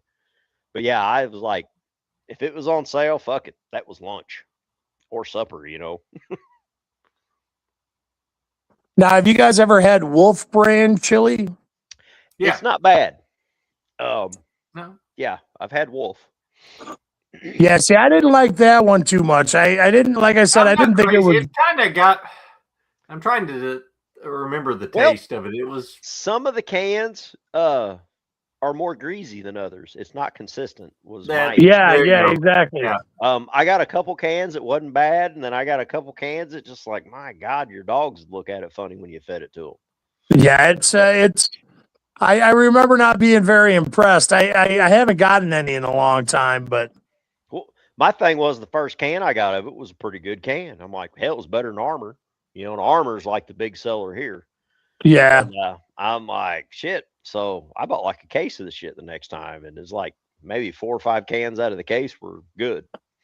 See, we got the Hormel plant is maybe about 15 minutes away from my house. Oh. So we're big Hormel people around here. Yeah. I like Hormel.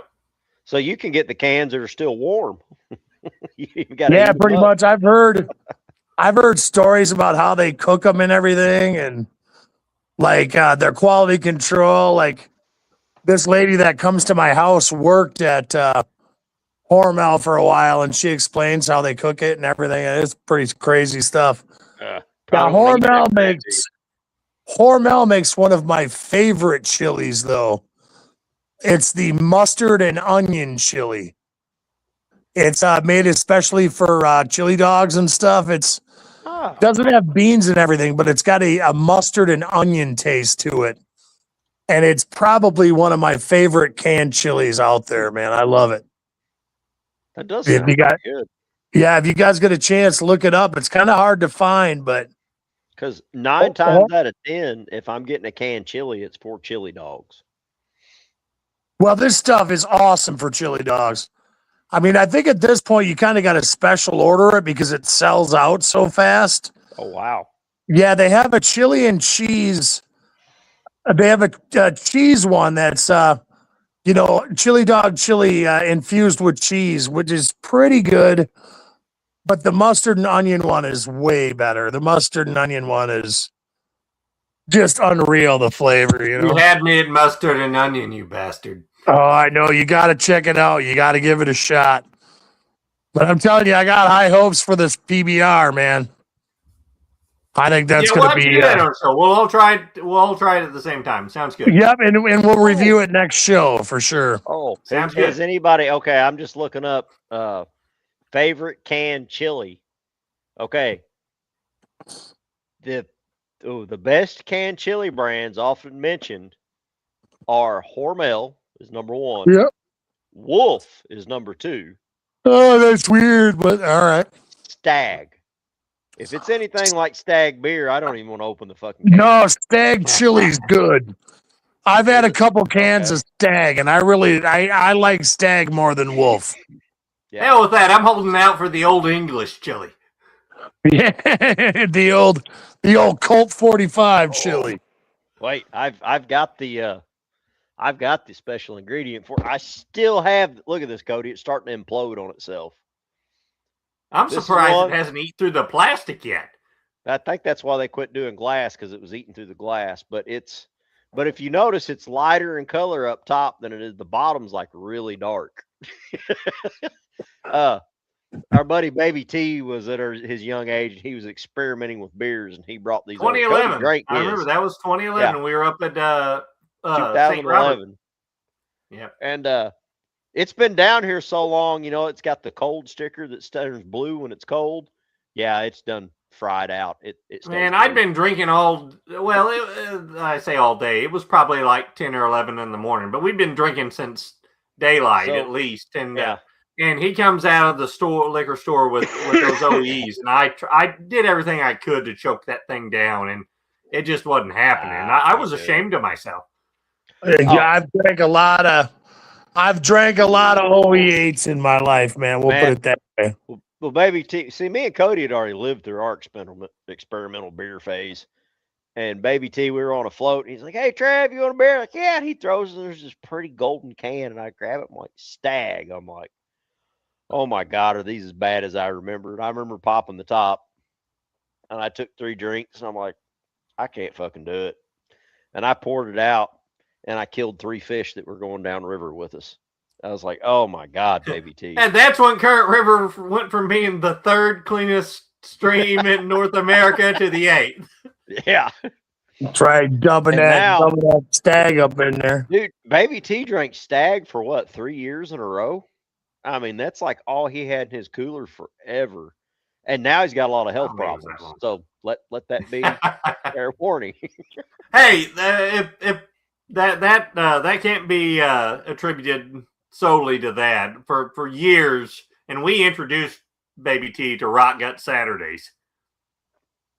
No, you introduced. I always showed up with fucking Budweiser in my cooler. Yeah, well, this little state line liquor store right down the road from us. I'm sure I've already told you about this, Merv, but we would challenge ourselves every weekend in me and Trav's 20s and early 30s. We'd go down there, and they would always have beer that big piles of stacks of beer that was getting close to going out of date, and they'd sell it for like $5 a case, right? Like $2.50 a 12-pack.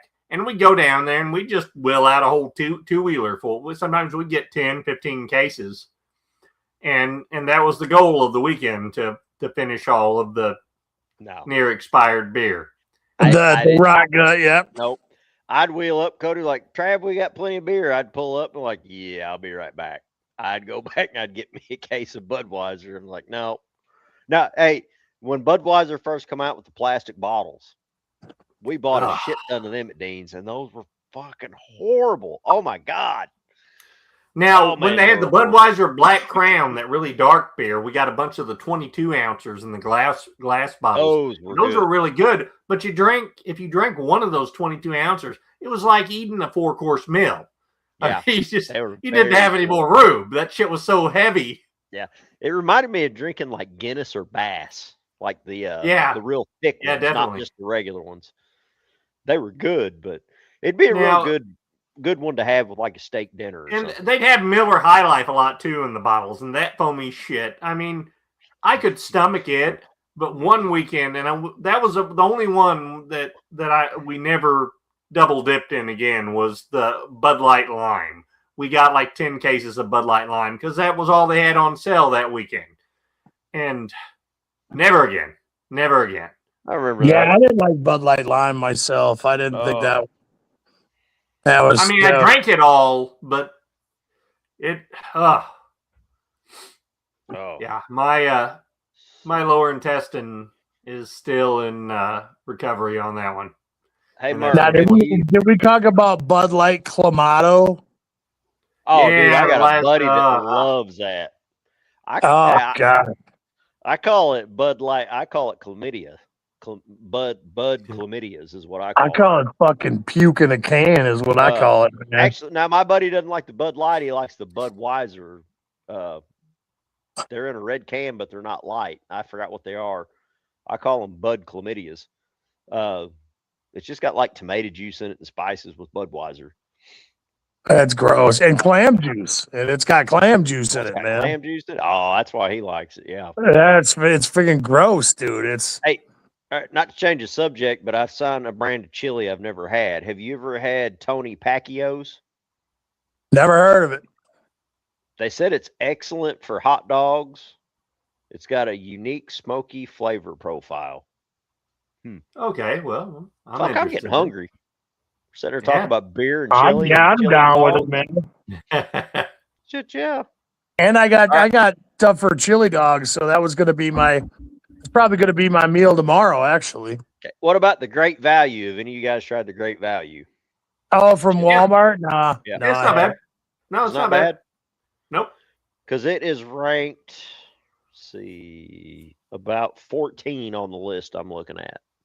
Yeah, actually, Great Value stuff isn't too bad, really. Like back in which I was working for Walmart then, but they did a complete revamp in 2008. They did a complete revamping of the whole Walmart Great Value and Sam's Choice, all the Walmart brand shit. And, Members Mark and all that. It went from being like Best Choice, Save a Lot quality to competing with a lot of the major brands, and they did it totally company wide. I got some Great Value single cheese, and I swear it's just as good as Kraft. Okay, single. I was like, wow, this is unreal. This is all right. Now, for all of our viewers, there's one product you don't want to get. Me and Cody can both testify for this. Great Value condoms, because we both have 5 kids. So right. Yeah, they just don't work, man. Yeah, and I don't use them, so okay, I kept trying to have kids and couldn't do it. So I heard the Great Value ones had a little bit of radioactive stuff in them, so it might have killed your. Well, it's the same. They get them from the same place they got the shrimp, you know. Yeah, the radioactive shrimp, it's the same factory. Why I talk like Bubba Gump for a while after I ate Walmart shrimp. That's right, man. Makes or sense. put on a condom, put on a Walmart condom. Well, that's how I put them on shrimp. I put them in condoms and boil them in there. So. Oh, I got you. That works. Gives them that special taste, man. Yeah. Well, they don't float away. So what do we got for news this week, Cody? Hold on. One more brand of chili. Skyline chili. Have you ever had it? No, never heard of that. I've heard of it. It's a Cincinnati style chili, known for its unique, lightly sweet flavor. So, and it's a meat sauce rather than a chunky chili. So I don't know. I kind of like my chili with chunks in it. I like my chili to have a spoon in it and it stands up. Right. But I like a sweet chili though. I like chili that has a slightly sweet taste to it. So that kind of sounds like something for like the Cincinnati explains it all. It's something like chili dog vendors would use to pour on. Right. Yeah. Right. If I got a hole in my drywall, I want to be able to multitask while I'm eating lunch. Mm-hmm. I hear you. Yeah, you can eat your lunch and fill in the hole at the same time. Yeah. Yep. All right. Well, I don't have a whole lot for the news. We got to get a news bit too, Cody. Maybe whenever the new year. The next show will be in the new year. Maybe we'll have it then. I get my house remodeled. Cody gets his house fully done and moved in. Maybe we'll do it then. So all I got is the Silent Night, Deadly Night remake. That guess what, Cody? Our theater didn't even fucking play once again. Yeah, mine didn't either. But it did make in its opening weekend $2.4 million. So that's not horrible considering it's very limited release. Because I only like 1 out of 15 theaters were playing it in America. So I mean that's not horrible as they thought it'd be. It's going to do good on streaming though. Oh yeah, well yeah. I've seen a lot of mixed reviews, but the problem was the reviews that I watched, there haven't been a lot of like reputable horror movie people do reviews on it yet, which kind of caught me off guard because usually they're like the first ones to throw it up. So I don't know. I want to watch it for myself. Maybe whenever it comes on a streaming service, maybe we can review it. Definitely. I'm down with that. Netflix has dropped, and I've watched it. You remember the Troll movie? It dropped. Wasn't horrible. Wasn't great. Wasn't nothing like Troll Hunter. We covered it. They have dropped Troll 2. Oh, Troll 2's out now? Yeah, I watched it. Hey, the star of the first one was that gorgeous 1972 Chevy Cheyenne pickup. It's not in this one. Oh. So yeah. So yeah, I don't know, man. For me, there's only one Troll, and there's only one Troll 2. Yeah, well, that's the originals. The Disney Pixar ones. Well, these no. I'm talking about the Troll movie with like Sonny Bono and shit, and yeah. and then Troll 2. Look at that. Cody's What is got a that? Troll suppository. Nice. Trav, it's a dildo. Come on.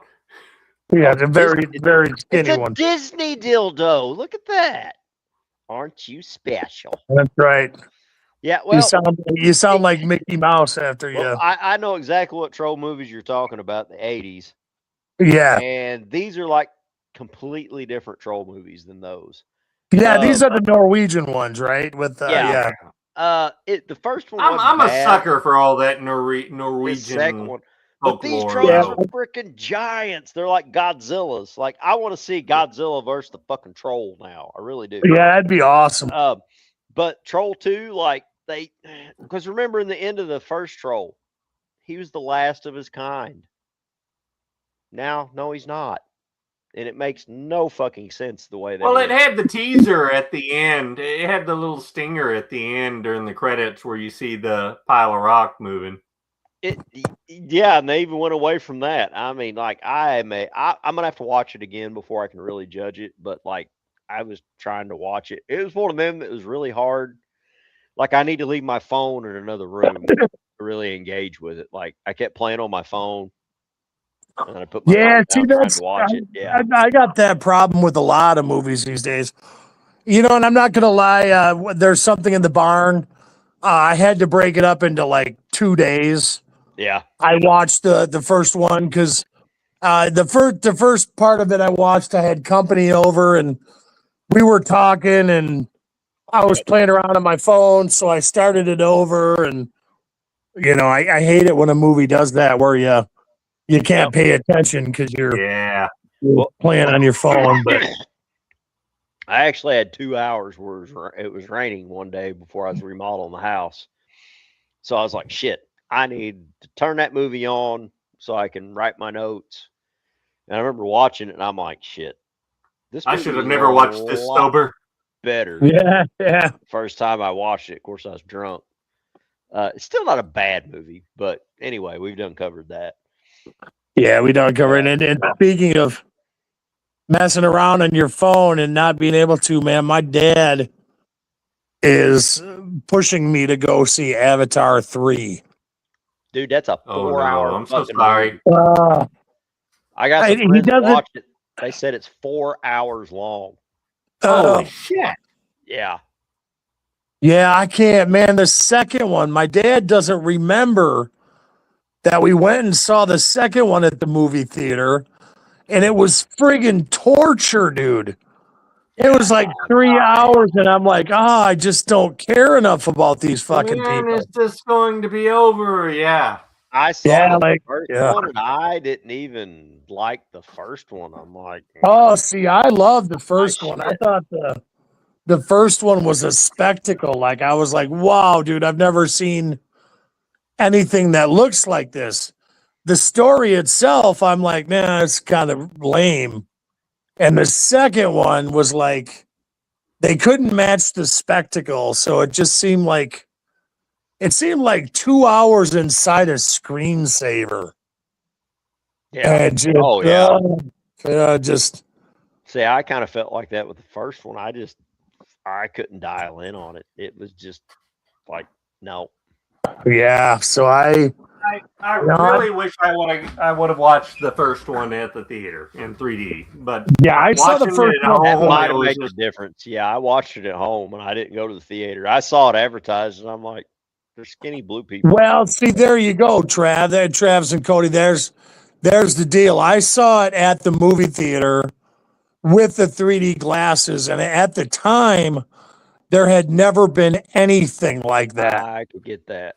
Yeah, Well, I thought that's what the future of cinema was going to be, like these big immersive, like 3D experiences, and it just Yeah, did. when you think about it, it's kind of sad that it didn't go that way. Right, yeah. because they had the technology, Well, and go ahead. I'm sorry. no, it's okay. They had the technology, and they could have kept going with it, but it just didn't take off. Like, it's a sad state of affairs when movies coming out in 2025 don't look as good as movies that came out in 2010. You know, that's Yep. well, exactly, man. Wah wah. That fucking sucks. I mean, especially now. I mean, movie theaters are at their all-time low. You know, you think they'd Yeah. be pulling everything out now to get people to go. Myself. Okay, when I grew up, I was a kid. My dad did not like movie theaters. My mom didn't care for them, so I only got to experience movie theaters when I got to where I could drive. Well, I take it back, when I could drive and when I could afford to go to the movies. So it was a treat for me to go. But now, in our modern deal, like our movie theaters are run down, the speakers are rattling, they're not that great anymore. And like, I got a better screen at my house. I can come down here in my man cave, pop these on. These have a better damn sound quality than the movie theater does now. I can hear gunshots that are like whiz by and it sounds like it's coming by my head. So my high def projector or my big screen TV does better than the movie theaters can do now. So I mean, they're gonna have to do something or they're gonna die.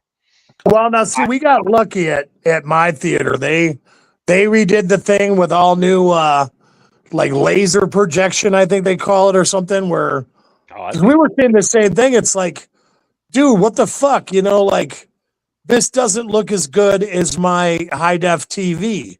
Yeah. So why am I gonna like pay the money to see this?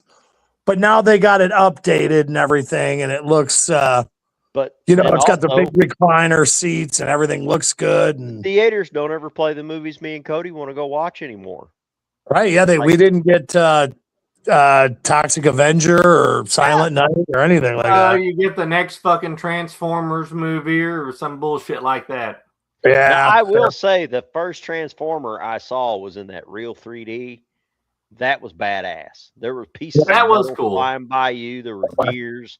Like I said, in the heyday of 3D, though, yeah. and that's what I thought. That lasted such a short time. Yeah, well, and I thought all the Transformer movies were going to be just as good as that coming. With the three, even if the story wasn't worth the shit, at least you were going to get that.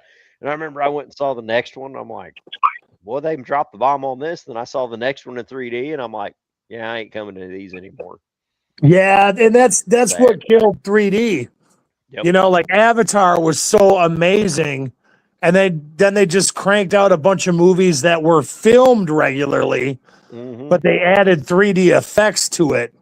Yeah, and it just it ended up being more of a headache than it was. Way before they had 3D. I remember I watched Troy with Brad Pitt. I watched it at the theater. And that was one of them with that screen. You can just see all the detail in the background. Like even when he's fighting, you can see everybody in the background fighting. I was like, wow, this is an amazing movie. I bragged on that movie. And then when it came out to TV, I watched it on the TV and I'm like, this is not near as good a movie if you didn't catch it in the theater. Yeah. See, just like that. I just had to bust in so you guys could see I'm still here, But so, I get it because it's like movies have lost their theater experience is the thing. Like Troy, it's not an event movie if you see it at home, if you saw it at the theater. Yeah. And I feel like movies have lost that. Me too, man. Me too. Like I went to a couple movies this year with my pops, and it was just like, man, I would have enjoyed this more at home. Mm-hmm. Like nothing. There was nothing overly special about it. Seeing it at the movie theater, exactly. Other than when you see it at the movie theater, you're more prone to like not fuck around on your phone, because you're paying to be there, and and you don't want to mess with other people by messing around in your phone. So you're kind of more of a captive audience, I guess is the word. Yeah. Yeah, it's just sad that we are now living in the era where something that was so near and dear to our generation is, on its dying quivers. Well, that's what trips me out. Yeah. Like movies themselves are on the downward, and albums and music, and it's just like all the things that were like super, like the most important things in our lives. Yeah. And it's just everything feels so empty now, like Oh yeah. just it's shitty. Like it just trips me out that the two great albums of this entire year are from bands that are like 40 years old. Like there's nothing new coming out that's worth a shit anymore. Oh, Nothing. Speaking of shit that's 40 years old, check out my new Phantasm shirt from Friday. Nice. Boy, Nice. yeah. Well, I saw Reggie. They did that special for Reggie. They actually reach out to Gigi and Reggie, and they wanted to do just a Reggie Bannister shirt. And I had that on one show, the one I had the robe on. So they did that, and a lot of the proceeds go to them.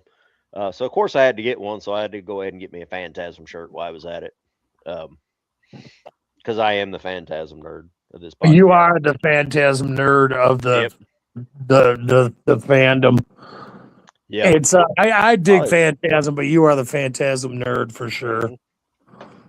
Yeah, the whole top row of my shelf ain't nothing but Phantasm. Yeah. Yeah, I've even got a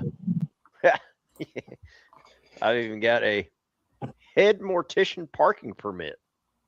Hey, that's very nice. That's nice. I was dancing if you would have saw me. Okay, cut that off. Yeah. This could get ugly real quick. We're going to get kicked off YouTube yet, folks. Oh, yeah, for sure. Yeah, you never know. Never know. So, yeah, I don't really have anything for news. I was trying to think if I had anything. I got one more thing. What's that? Jake Paul has officially ended his boxing. Well, he never really had a boxing career, in my opinion, but he got his jaw broke. So, yeah, he's done. Yeah, there's no way he's going to be able to to train for this, like all the boxers I've ever heard of or ever, I've been watching a lot of this. They're like, he's done. His jaw is broken, two, like complete fractures in two. So when you do that, they have them pinned and wired together. They said, if you get a crack in your jawbone, you're fine. But they said any boxer that has a complete break, they're done. But Jake Paul really never had a boxing career. But now Jake Paul is suing this guy that broke his jaw. Shit you not. He's suing the guy. That's funny. Saying he made like $40 million fucking dollars off the fight, Jake Paul. 120 million. Oh. Yeah. No, that's what that guy got paid. But get this. Jake Paul saying he went off script.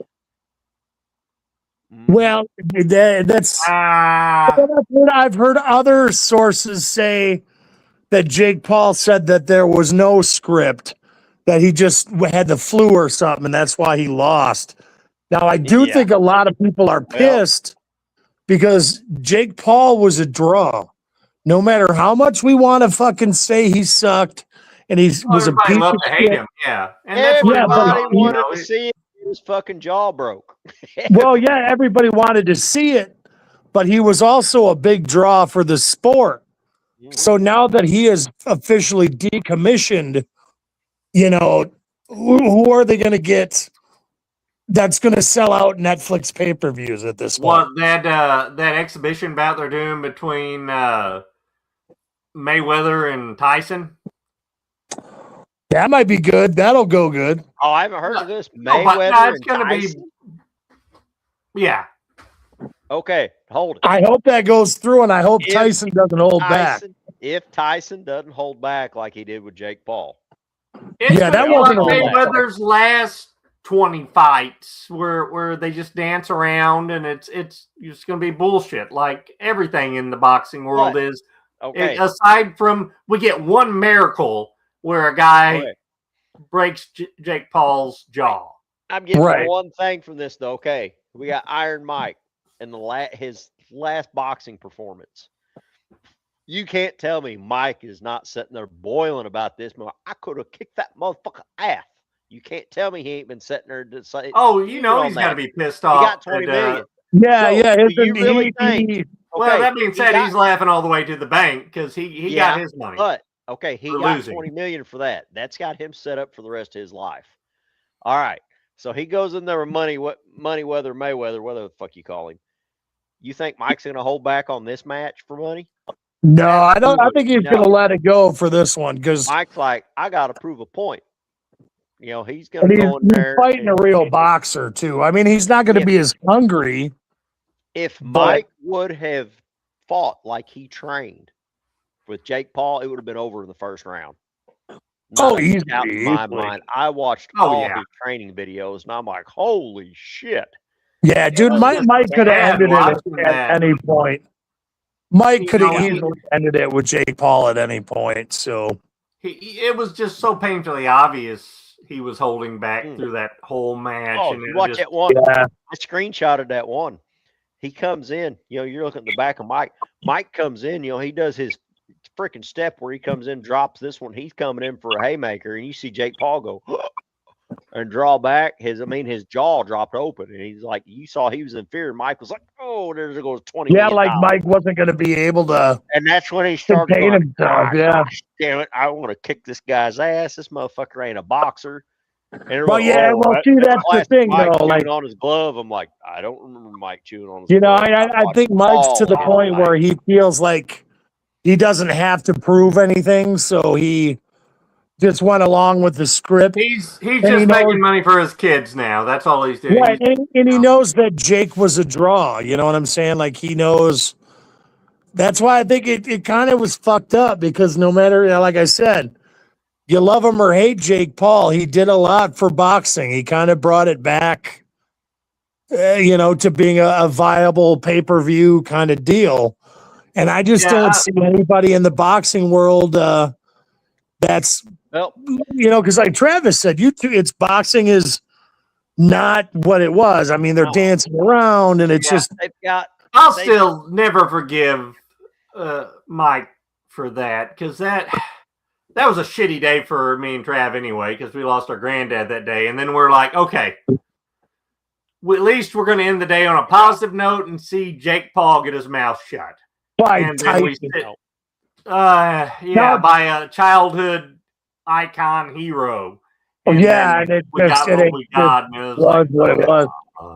Now, dude. Okay, yeah. If he's standing in front of me, I'm gonna call him a hero, but I wouldn't say he's one of my heroes. But he was an icon when I was growing up. Childhood badass, yeah. Childhood bad, yeah. Me and my dad used to watch his fights all the time. We'd go over to his buddy's house and watch the pay-per-views and all 30 seconds of them. Yeah. I mean, we'd watch 4 hours of undercards and then 30 seconds of Mike Tyson, I kind of feel like boxing has turned into WWE. I mean, they just have nothing to watch. Well, except for Tyson Fury. Do you ever watch Tyson Fury fight? No. Man, he is one of the last couple fights I've watched with Tyson Fury have been awesome. They were like legendary slobber knocker brawls. I mean, he's still a draw, but I mean, there's nobody he's fighting that is going to be worth the shit. But see, that's the thing, though. You've never seen any of his fights, and that says a lot. Like that he's their best guy, and not a lot of people know anything about him. Yeah. He's but Tyson Fury is great. Everybody's just so disillusioned by the whole entire sport of boxing anymore. Right. And Jake Paul, he made it worse, like with the whole even the idea that it was scripted makes, just puts a bad light on it. I really see Jake Paul going to WWE now. Yeah, but I see him kind of going back to YouTube for a while, I think. Like, because that jaw, he can't take another hit. Or he might actually go into the whole sports promotion business. You know, like because he proved that he's pretty good. He's done made his money. He has more money than he can ever spend. So. Oh yeah, he's made his money. I don't know. Hookers and blows expensive. You never know. Oh yeah, well, and he's if you ever saw, well, dude, he was a multi-millionaire back in the YouTube days. Yeah, so he doesn't. True. You know, and he's still making money. I don't even know if those videos are still up anymore, but good stuff. Yeah. No, it's not good stuff, but he made a ton of money off that. So, oh, that's greasy. That's really fucking greasy. Yeah, it's greasy. Greasy, man. Yeah, fucking greasy. Oh, especially him and his little brother dancing together. It's like, are these the gay kids on the block? Wow, he got a lot of trim though, dude. He got a lot of trim. I'm trying to see if any of his videos are up. You know, I wonder what Henry fucking Rawlings thinks.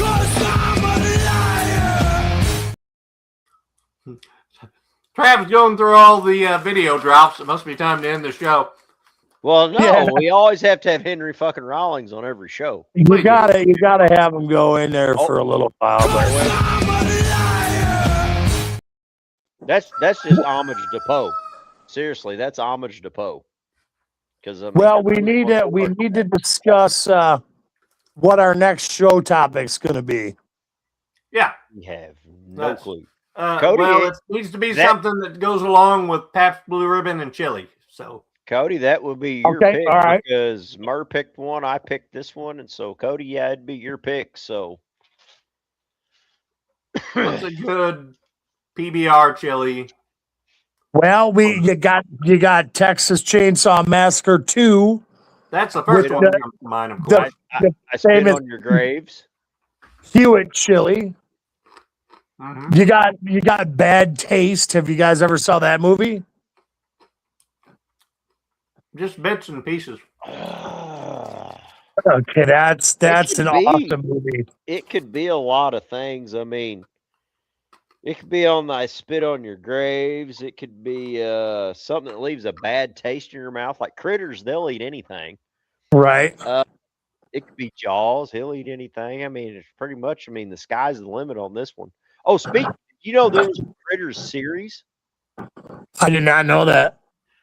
Yeah. Fairly recently, yep. Not that recently, was it? Actually, it was fun. Like within the last 10 years, yeah. Fairly recently, and he's saying the last 10 years. Fuck, we're getting old. Mm-hmm.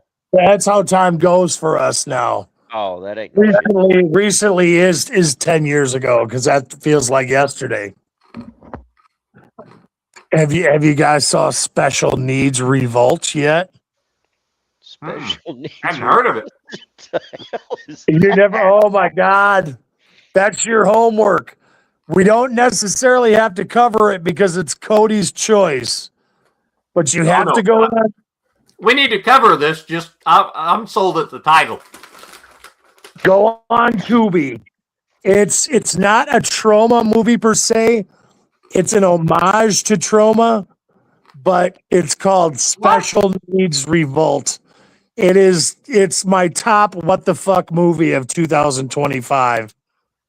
A guy called me up and said, Murray, turn on Tubi, watch this movie. I'm like, oh, I'm there. I actually said, oh, I'm down. And he goes, don't say that. The lead guy has Down syndrome, and it's kind of a rip on being woke and stuff, but it's also a rip on conservatives. It's gross. It's shot really poorly, but it's so dumb. It's funny. It's a what the fuck movie. Special Needs Revolt. Yeah, look it up and see what you find about it. So, do you guys want to do it for the next show, or do we need more of a palate cleanser from the Greasy Strangler? Yeah, I don't know. Yeah, see, I did the Greasy Strangler. Cody, it's your pick, brother. Yeah, it's your pick, brother. I'm gonna have to think on this for a while, guys. I'll get with you guys, and then we'll post it on the group page. Sounds good to me. Sounds good to me. But that's my homework for you and all the listeners over this Christmas holiday. Special Needs Revolt.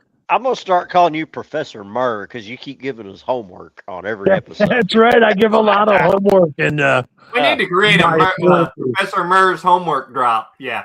We have a little spot for me. Like, here's what you got to do this week. We do. We need a news drop. And we need a Professor Murr drop.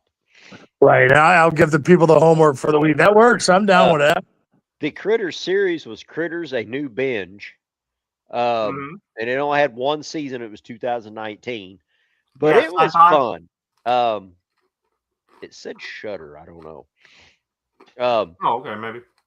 But it was fun. I gotta admit, it was corny. It had that freaking classic Critters throwback to it, and it had a little bit of a twist to it. It had a little bestiality in it. Yeah, it was different. Shit, I'll check it out. You had merit bestiality. And it's on Tubi. That's right, man. You know me. But it sucked because it had the one season and they could have went so many different directions, and then it ended. Excuse me. God, I'm wheezing. Now it'd be too long to continue it on because the kid has already aged, and you'll understand what I mean if you watch it. But yeah, it's all right. Well, shit, guys, I'm gonna let you go. I got to get up and see a man about a horse. So yeah, we're out of here too. We're gonna wrap it up. So yeah, it's almost 10 o'clock at night, so I'll probably meander to bed here pretty soon because I'm lame. But same here. I'm gonna get up and work on the house, even though it's Christmas Eve. That's not You gotta love it. You gotta keep the fires lit, you know. Yep. And since it's Christmas Eve, we've got to do the best tree topper of all once again. That's goddamn. That's a thing of beauty, man. That is a thing of beauty. Yes, it is. I really want to get a tree just to have that. So yeah. Awesome. Well, hey, you guys have a Merry Christmas and all that. And everybody listening, thank you for another great year of with us here in the backwoods. And we'll see you next year. And Merry Christmas. Yes. And I will be on camera next time. I know I say that a lot, but I go like one show on, one show off. You're good. I think as long as we got you, Murr, we're good. Sounds good. I kind of think my new record player just died. Oh, all right. Well, yeah. Well, I'll talk to you guys later. Have a good one, man. See ya. All right, peace.